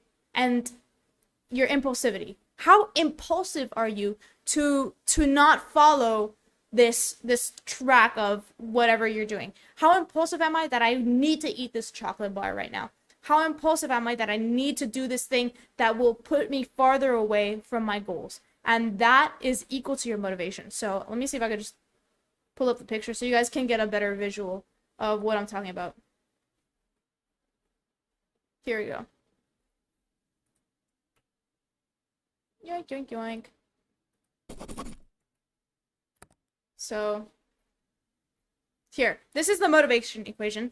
Let me see if they have. So this is expectancy, value, impulsivity, and delay, right? So all of these, if you have a bigger value up here, you will have a higher motivation. If you have a higher value down here, you have a smaller motivation. Basically, my point is you need to have high value. Like, that's the main thing that you can change, how much you value something. And she doesn't value her weight loss enough to bring up the motivation. So her excuses are her devaluing her goal. Every time she makes an excuse, she's bringing down her motivation and the value of how much she cares about her goal.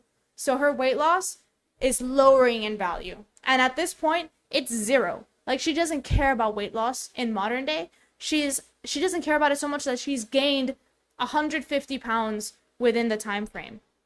Not willing to beat myself up. Only a person with my type of addiction, my type of struggles can understand what I am trying to say right now. Clearly. Yo, we've been going for like 13 minutes and it's almost hitting 2 hours. Oh my freaking god. I still have some time. I have to go somewhere at like 3. So at 2:30 we'll end the stream. But we still have some time till then. This has been a really good live stream. I'm having so much fun talking about this. This is like I love this so much. Anyways, what's it called? So we're at 13 minutes. We're not gonna be able to finish this today. I thought we were gonna get to half, but we're not gonna get to half. This is gonna have to be like 3 parts, 4 parts. I don't know. We'll see. We'll continue watching this maybe tomorrow if we have time tomorrow. Let's continue. Anyways. Flustered by the one comment she received on one of her videos, Amber now told her audience that her goal all along was to actually maintain her weight until 2014. That's when the real weight loss journey would begin. Apparently, the end of 2013 was all about maintaining her current weight. When Amber did her very first weigh-in on her channel, she weighed in at 368 pounds. So, with her new goal of maintaining that weight until 2014, how did she do? But I stepped on the scale and saw 377.0 and... Oh man. So she had just been going up. She'd just been going up. Like, she gained almost 10 pounds. So, maintenance just failed. At this point, if it's been a month, and you see that you're not maintaining your weight, you need to change tactics immediately. Because weight loss is pretty quick if you do it right. It's not that hard to lose weight very quickly. Is it healthy? No.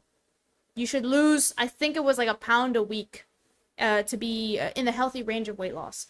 So if in a month you haven't lost any weight and you've only gained weight, you need to reassemble your thoughts, because that's not right. That's not good.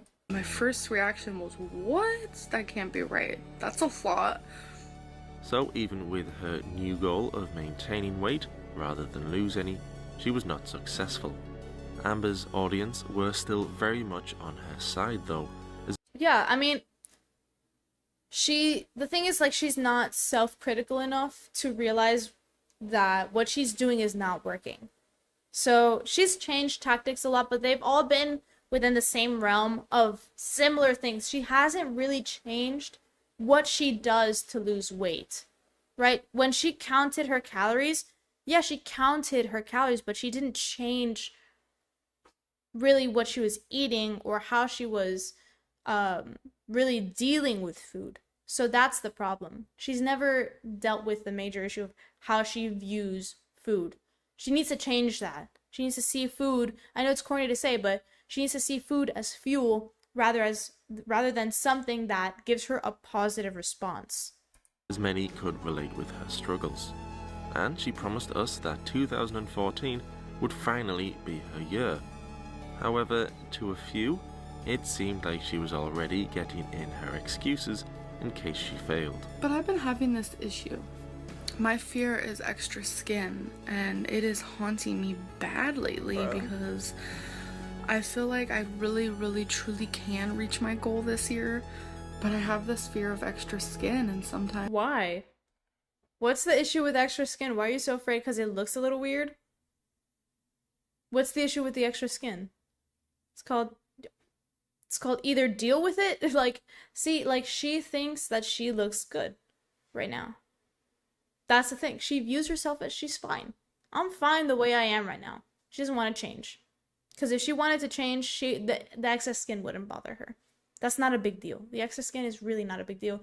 You wear compression garments, kind of helps with that. And then eventually, if you want to, you can get the surgery. Obese to Beast never got the surgery, and he looks great. It's not that big of a deal. Sometimes I think I would rather be big than have extra skin. I just wish... See, that mentality is really fucked up. That is really, really fucked up. You can't be saying, I would rather be fat than be ugly. Is basically what she's saying. She's basically saying, I would rather be fat than be ugly. Because guess what? When you get older, when you get old, your collagen breaks down and your skin is gonna sag anyways. So she's like, I don't want to be ugly. I want to look young. I want to be young forever. No. What is that? That's a really, really negative mentality to be in, and dangerous, that you think I would rather be fat than have excess skin. I'd never heard that one before. That one's crazy. And that's where people should start having an issue. Like right here, that is a stupid excuse. Mental state, kind of understandable if she hasn't gone to therapy. I understand if she's having family issues, it's hard to be consistent, but she's not making it any better for herself. She should have been like, okay, I had a really big issue with my family recently. I found that I wasn't consistent. Next time I deal with this family, like if I have another family issue, this is what I'm going to do next time so it doesn't affect my diet. That's what she should have done. That's not what she did. And that's never what she's done. And this time, it's like, I don't want to have excess skin, so I'm not gonna lose weight. I could lose weight and not have extra skin. That's just how I wish it. Dog, you got folds up the wahoo, right? Like, excess skin is already there. The excess skin is already there. Like, you don't look good now. You're not gonna look good later. I'm sorry. Like, that's just true. It sucks. The excess skin is there. You caused it by freaking gaining so much weight. And that's sad. I'm sorry. But it is what it is. Hold on, y'all. Give me 1 second. Give me just a second. I have to check something real quick. Hello?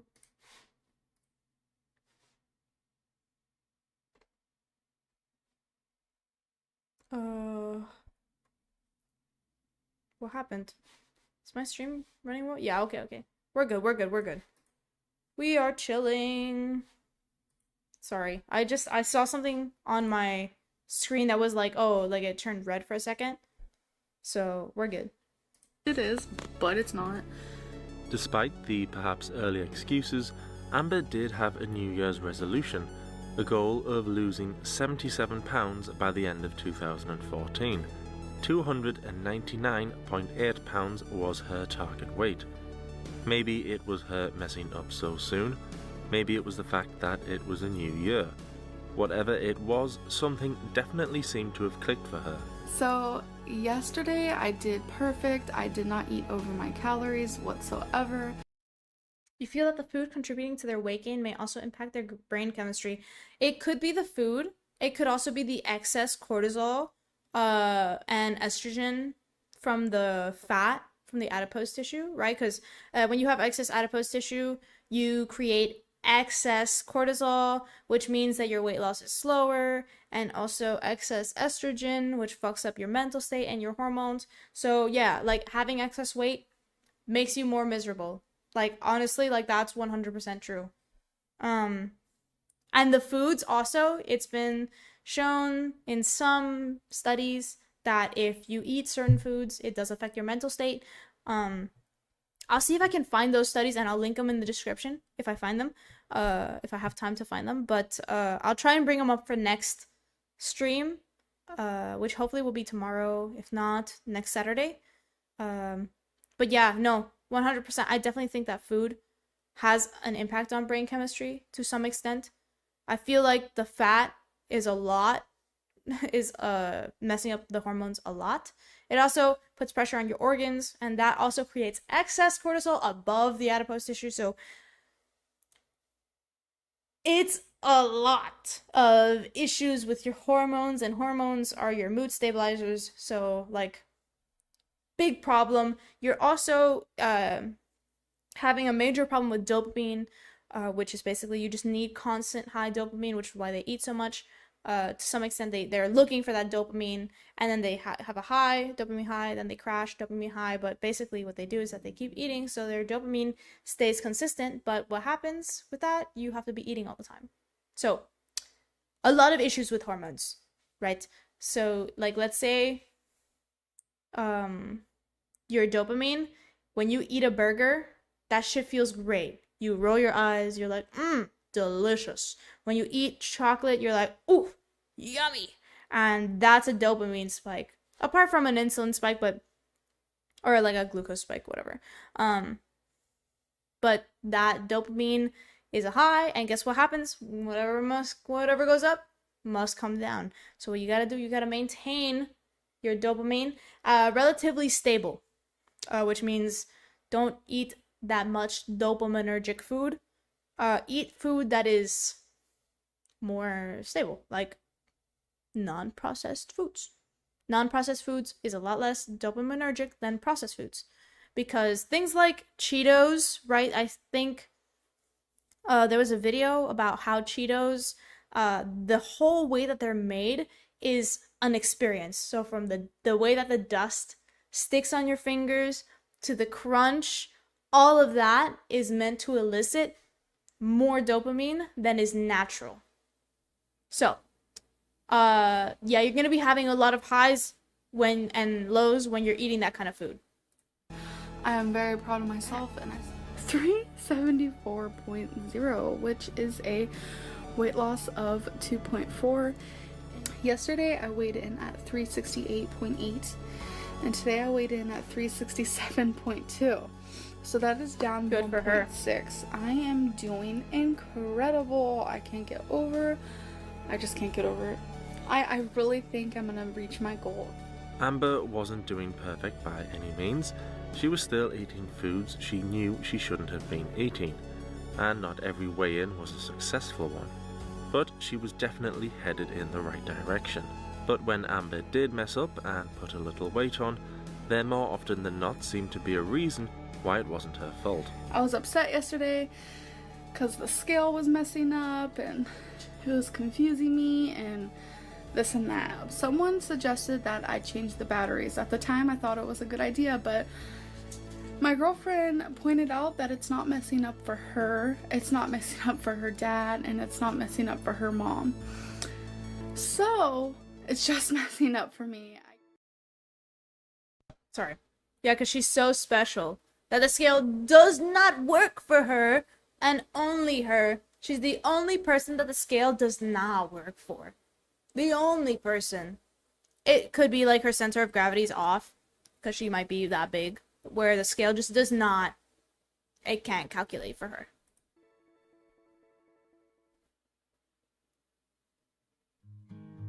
Despite the reasons or excuses why her weight wouldn't always go down, overall it was steadily dropping, and the weight should have begun to drop off even quicker when Amber was given an exercise machine, which she christened Nora. She planned on using Nora for 20 minutes every single day as part of her new 100 Days of Movement challenge she introduced. However, the challenge was almost over before it really began. The fact that I was ready to quit my 100 days of movement so soon on day 6 because of a little, back pain that I can fight through. No, Amber, please. If she's having back pain, that's because there's something wrong. That's because you're too heavy and the movement you're doing is way too extreme. You need to take it easy and you need to relax. Because if you go too hard at first, you're gonna crash. So she's going at this extreme pace on the elliptical where it's causing her pain. And the elliptical is one of the lower impact machines. So what is she doing? How is she riding the elliptical to the point where it's causing her back pain? She probably does not have proper form on the elliptical, probably hunching, probably doing something wrong. But she should honestly just be in the water. And I know she could probably find a community pool around her that might help her. But she just needs like low impact, as low impact as she can get. There are people in war. There are people out there. Yeah, there's people in war, but they're not 300 something pounds. Starving.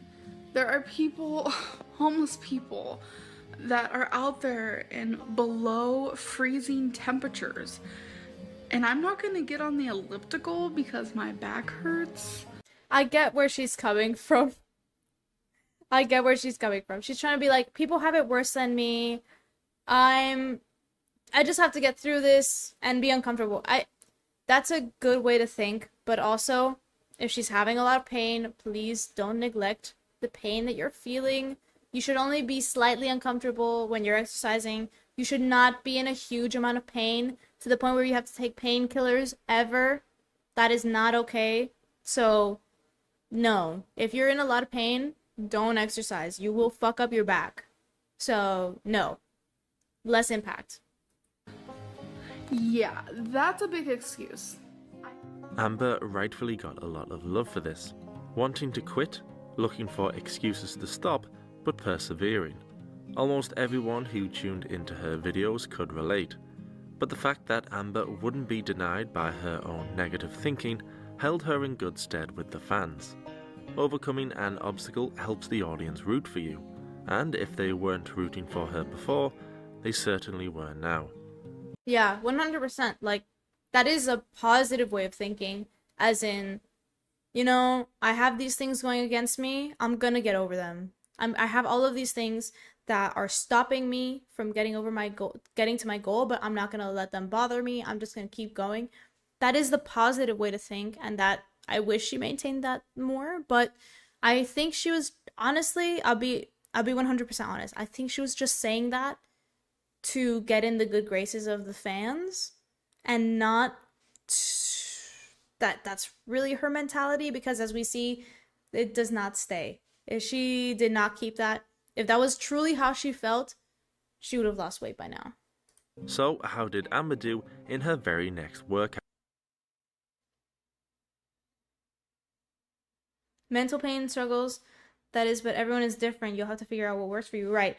Like, mental pain is different from, I'm talking about physical pain. If you are feeling a physical pain in your back to the point where it stops you, it could stop you from exercising longer. So what I mean to say, right? Mental pain, good. Deal with your mental pain, deal with your struggles, and get over that. And sometimes, yeah, like, you can use that struggle that you're currently facing. I know she has struggle with her family. She could have used that to motivate her and be like, I'm gonna get over this, and I'm gonna use this exercise to show that I can rise above it. You know, like, you know, those guys that go to the gym and they have their hoodie on and they're fighting their demons. Like, that's kind of how you have to be. And it helps. It really does help. But mainly, I'm saying, if you have physical pain that could escalate, please be careful. Watch your back. Make sure you have good form. All of these things are incredibly important so you can keep exercising for longer. Make sure your joints are feeling okay, because she's overweight or obese, right? She's obese at this point. The impact on her back is a lot. So she needs to take it easy. She needs to be consistent, but lower impact is better for her. Yeah. So, anyways. Workout video. I told you guys that my back is, you know, very bad. I wanted to so badly See, this is what I was talking about. do Here you go. my 100 days of movement with the elliptical. To sit here and say that I'm gonna have to say goodbye to Nora is honestly one of the most... See what I mean? That's exactly what I was talking about. I literally just called it. I just called it. That's my problem. She set up this expectation like, oh, I'm in pain, but I'm gonna persevere. Oh, now the pain is too much and I can't keep going. It's better to just do, oh, I can't do 20 minutes today. I'll do 5 minutes. That's fine. She shouldn't be doing 20 minutes. 20 minutes is a long time on the elliptical, to be honest with you guys. It's a lot, especially for someone her size. I'll do 5 minutes today. And then I'll take a rest. I'll see how I feel. And if I can keep going, I'll do another 5 minutes. And if I get to 10 minutes, great. I might not be able to do 20 minutes, but I did something.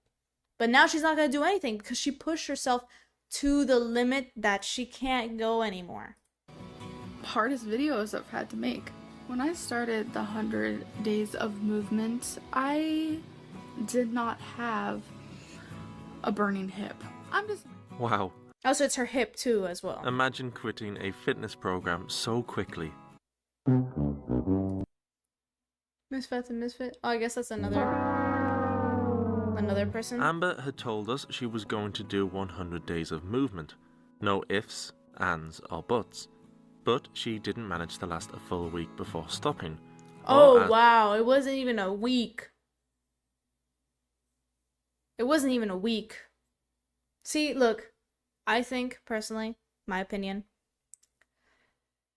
given with how she manipulates her audience now, I think the reason she said that, oh, I have a back pain, but I'm going to persevere, was just so later She can say, I tried and now it's gotten too bad for me to do it. Instead of just saying, my back hurts, I'm going to stop, she has to preemptively be like, guys, my back hurts, but I'm going to keep going, guys. That's personally what I think. Is that true? Maybe, maybe not.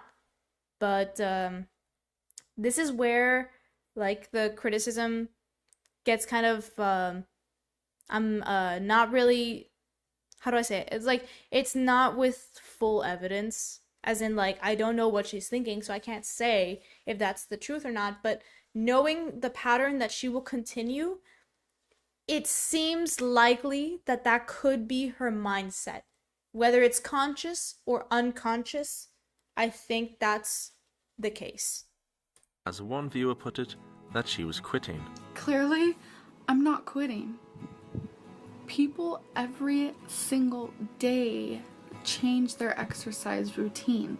Sometimes you'll do the treadmill, sometimes you'll do the elliptical, sometimes you'll walk outside, sometimes you'll do weights, sometimes you'll go swimming. So just because I'm changing my workout, how does that mean I'm quitting? That is... You just said that you had to stop doing the elliptical and you didn't give another option for exercise that you were doing, so people thought you were quitting. That's why she thought you were quitting. Not because you're changing your routine. You said, I can't keep using Nora, my elliptical, so I have to stop. That's what you said, and it seemed like you were quitting. Now you're going back on it because you're getting hate. Is really confusing to me. I'm not sure why this person, you know, even has time of day to watch my videos and only comment negatively.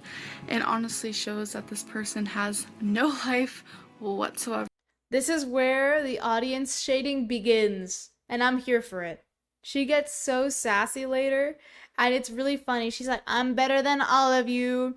I'm better than everybody because I'm a positivity queen and everybody just hates me. Everybody hates on me. And I'm better than all of you. And that's... Oh, I can't wait till we get to that part with the fake nails. Oh, I'm excited. I'm excited. But, this being like... I know it's early YouTube and, you know, it was hard to go around the hate, but the best way to not get hate is to not look at the hate. Because she's just like calling people to be like, no, queen, we know you're good. Like, we believe in you. Like, that's what she's looking for, validation. Than to come and watch my videos. Also, if you're putting your videos online, if you don't want people to comment, then turn off your comments or just don't post, right? Like, that's it. Like, I post and I'm ready for any criticism that comes my way, be it founded or unfounded. I don't give a shit. I laugh. I don't care, personally, but you just have to be, that's something that is expected. When you put yourself in any public situation, you are putting yourself out there to be criticized. If I am in school and I say something stupid in public, I am ready to be criticized by my professor. If I say the mitochondria is what gives us cholesterol, that's not true. We all know the mitochondria is the powerhouse of the cell, right? So I need to be criticized and said, that's not true. You're wrong. It's about self-criticism. Like, that's really all it is. You have to learn to criticize yourself and see what comments are like accurate or not accurate. If someone says your editing is shit and I see my editing, I'm like, oh, you know what? I could do some work with my editing. I'll fix my editing. But if someone says your voice is garbage and you sound like a chicken, what the fuck am I gonna do about that? I could get some voice training, I guess, but if I don't think that way, I don't think I sound like a chicken, so I'm not gonna listen to that comment. I just don't care. And she doesn't do that. Every comment that she gets, she just thinks it's about me, and it's true, and I have to, like, she has a lot of negative self-talk. And be very rude. I'd understand if someone wanted to call me a quitter and I was actually quitting, but... You made it seem like you were quitting, though. That's the thing. Like, it really sounded like you were quitting. What I think makes this even more funny, and especially towards this person, is that, you know what, this is just my movement revamped, and shaped into something that is better for me, because I was listening to my body and I was listening to my health and I was listening to doctors, and I feel like that's more important. And this person can call me a quitter all they want, when in reality, I've just started. Girl, yeah, you just started and you've already changed your plan. That's because you didn't think about it enough. You didn't think like, yeah, this might hurt my back. Let me start with something less impact. Let me start with something like maybe chair dancing. Let me dance in my chair. Let me do something. But, no. Amber was now looking forward to proving the haters and doubters wrong. She carried on her 100 days of movement, but rather than use Nora, she instead opted for something easier. Chair exercises. Yo! What the fuck did I just say? What the fuck did I just say? What did I just say? Thank you for listening to me, past Amber, even though you can't, that's not how time works. That's what you should have started with. That's what you should have started with. And then progressively go up. You can't just start at an intense exercise. You start slow. Thank you, Amber. Yes. Chair exercises, good. Yes. Move your arms, move side to side. It activates your core. You're moving, you're burning calories. Lift your legs up and down, shake your legs. All of that is perfect. Yes. Lifting her legs off the ground while sat down. Moving her arms while sat down. Something where she wouldn't hurt herself like on her exercise machine. So, after trying her new, easier workout a couple of times, how was it going? I don't know if I pulled a muscle or if I like sprained a bone. Like, I'm not a doctor. You don't sprain a bone. You don't sprain a bone, Amber. That's really funny. Wait, what did you say? Twist the muscle, sprain a bone? Easier workout a couple of times. How was it going? I don't know if I pulled a muscle. Oh, she said pull the muscle. Future vet psychiatrist. Yeah, I'm gonna be dealing with dogs' anxiety and depression. But I'll be talking to reptiles. Yo, lizard. What happened to you? Why are you obese, Mr. Lizard? You ate too many hornworms? You have to get on an exercise regimen and stick to it. Oh my god, dude, that's really... How do you pull a muscle doing chair exercises? What the fuck did you do, Amber? Or if I like sprained a bone. Like, I'm not a doctor. I have no idea. It hurts so bad to even just walk, to bend it, to move, to sit, to stand. It is what did you sprain? Aching. Her ankle? So. Sprained my ankle. Sprained her ankle. I don't know what to do. The only thing I do know what to do is to put my movement on hold. No, what? You can still move your arms, right? So my bad news is there's no movement. It's not fair. There is movement. You could still move. You could move your arms. I don't know what you pulled. If you pulled something in your shoulder, then move your legs. You could do something. You don't have to lay down and not do anything. And if you're gonna lay down and not do anything, eat less. I was really enjoying these videos, and it just makes me sad. So I can't handle negative comments, so please, people, please don't leave them. I can't, because I'm already sad enough. I feel very let down. I know this isn't my fault, so I can't be mad at myself. Fans needn't have worried though. Amber had a new plan up her sleeve. She had grown up loving dancing, even winning multiple talent competitions, and her dancing would be the key, she told us, in beating this stubborn weight. And clearly, her skills hadn't abandoned her.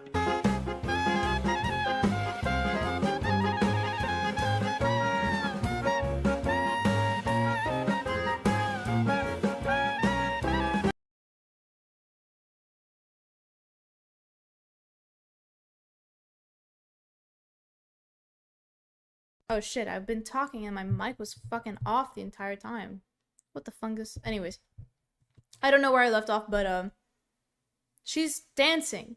What did she do to pull her muscle? just by doing weight, like just doing this. She was legit just doing this. What is she doing there? This? That's different than this. What's this compared to like dog? She's literally just doing straight up this. She's doing like this, like what's different from that to this? And then lift your fucking legs, just like what's the difference? Why is dancing any different? How are you not gonna pull something dancing? There's no difference.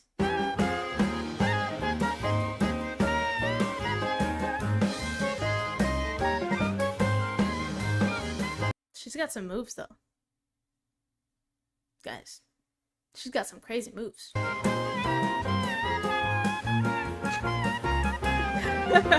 love the little thing in the corner here. Oh my god.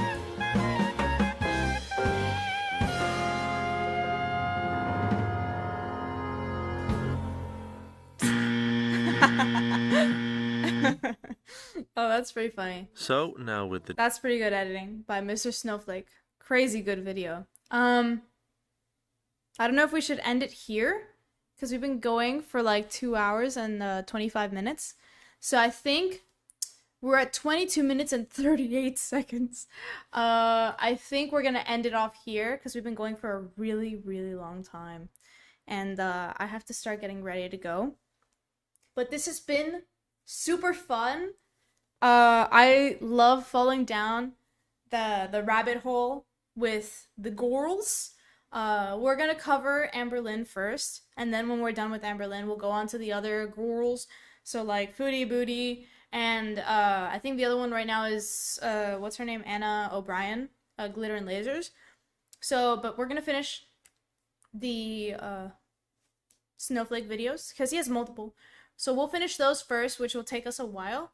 And we'll like just interject our little knowledge in our talks and stuff because I think it's good to talk about this stuff. I also have nobody else to talk about it with because I'm like, I've already talked about it with my sister and my boyfriend a lot. So it's like, oh, they're tired of hearing me talk about it. So I have to talk about it to other people because I'm insane. And if I don't talk, I will go crazy. I need to talk a lot. I talk all the time.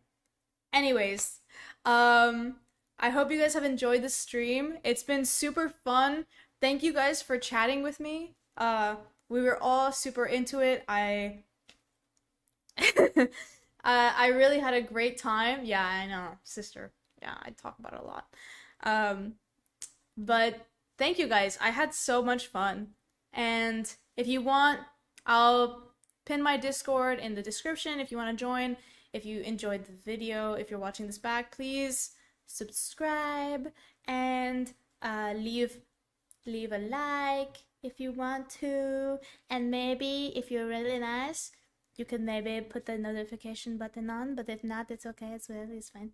But if you want to comment, also comment if you would like to comment, and yeah, that's fine. Everything's fine, whatever you want to do, it's okay.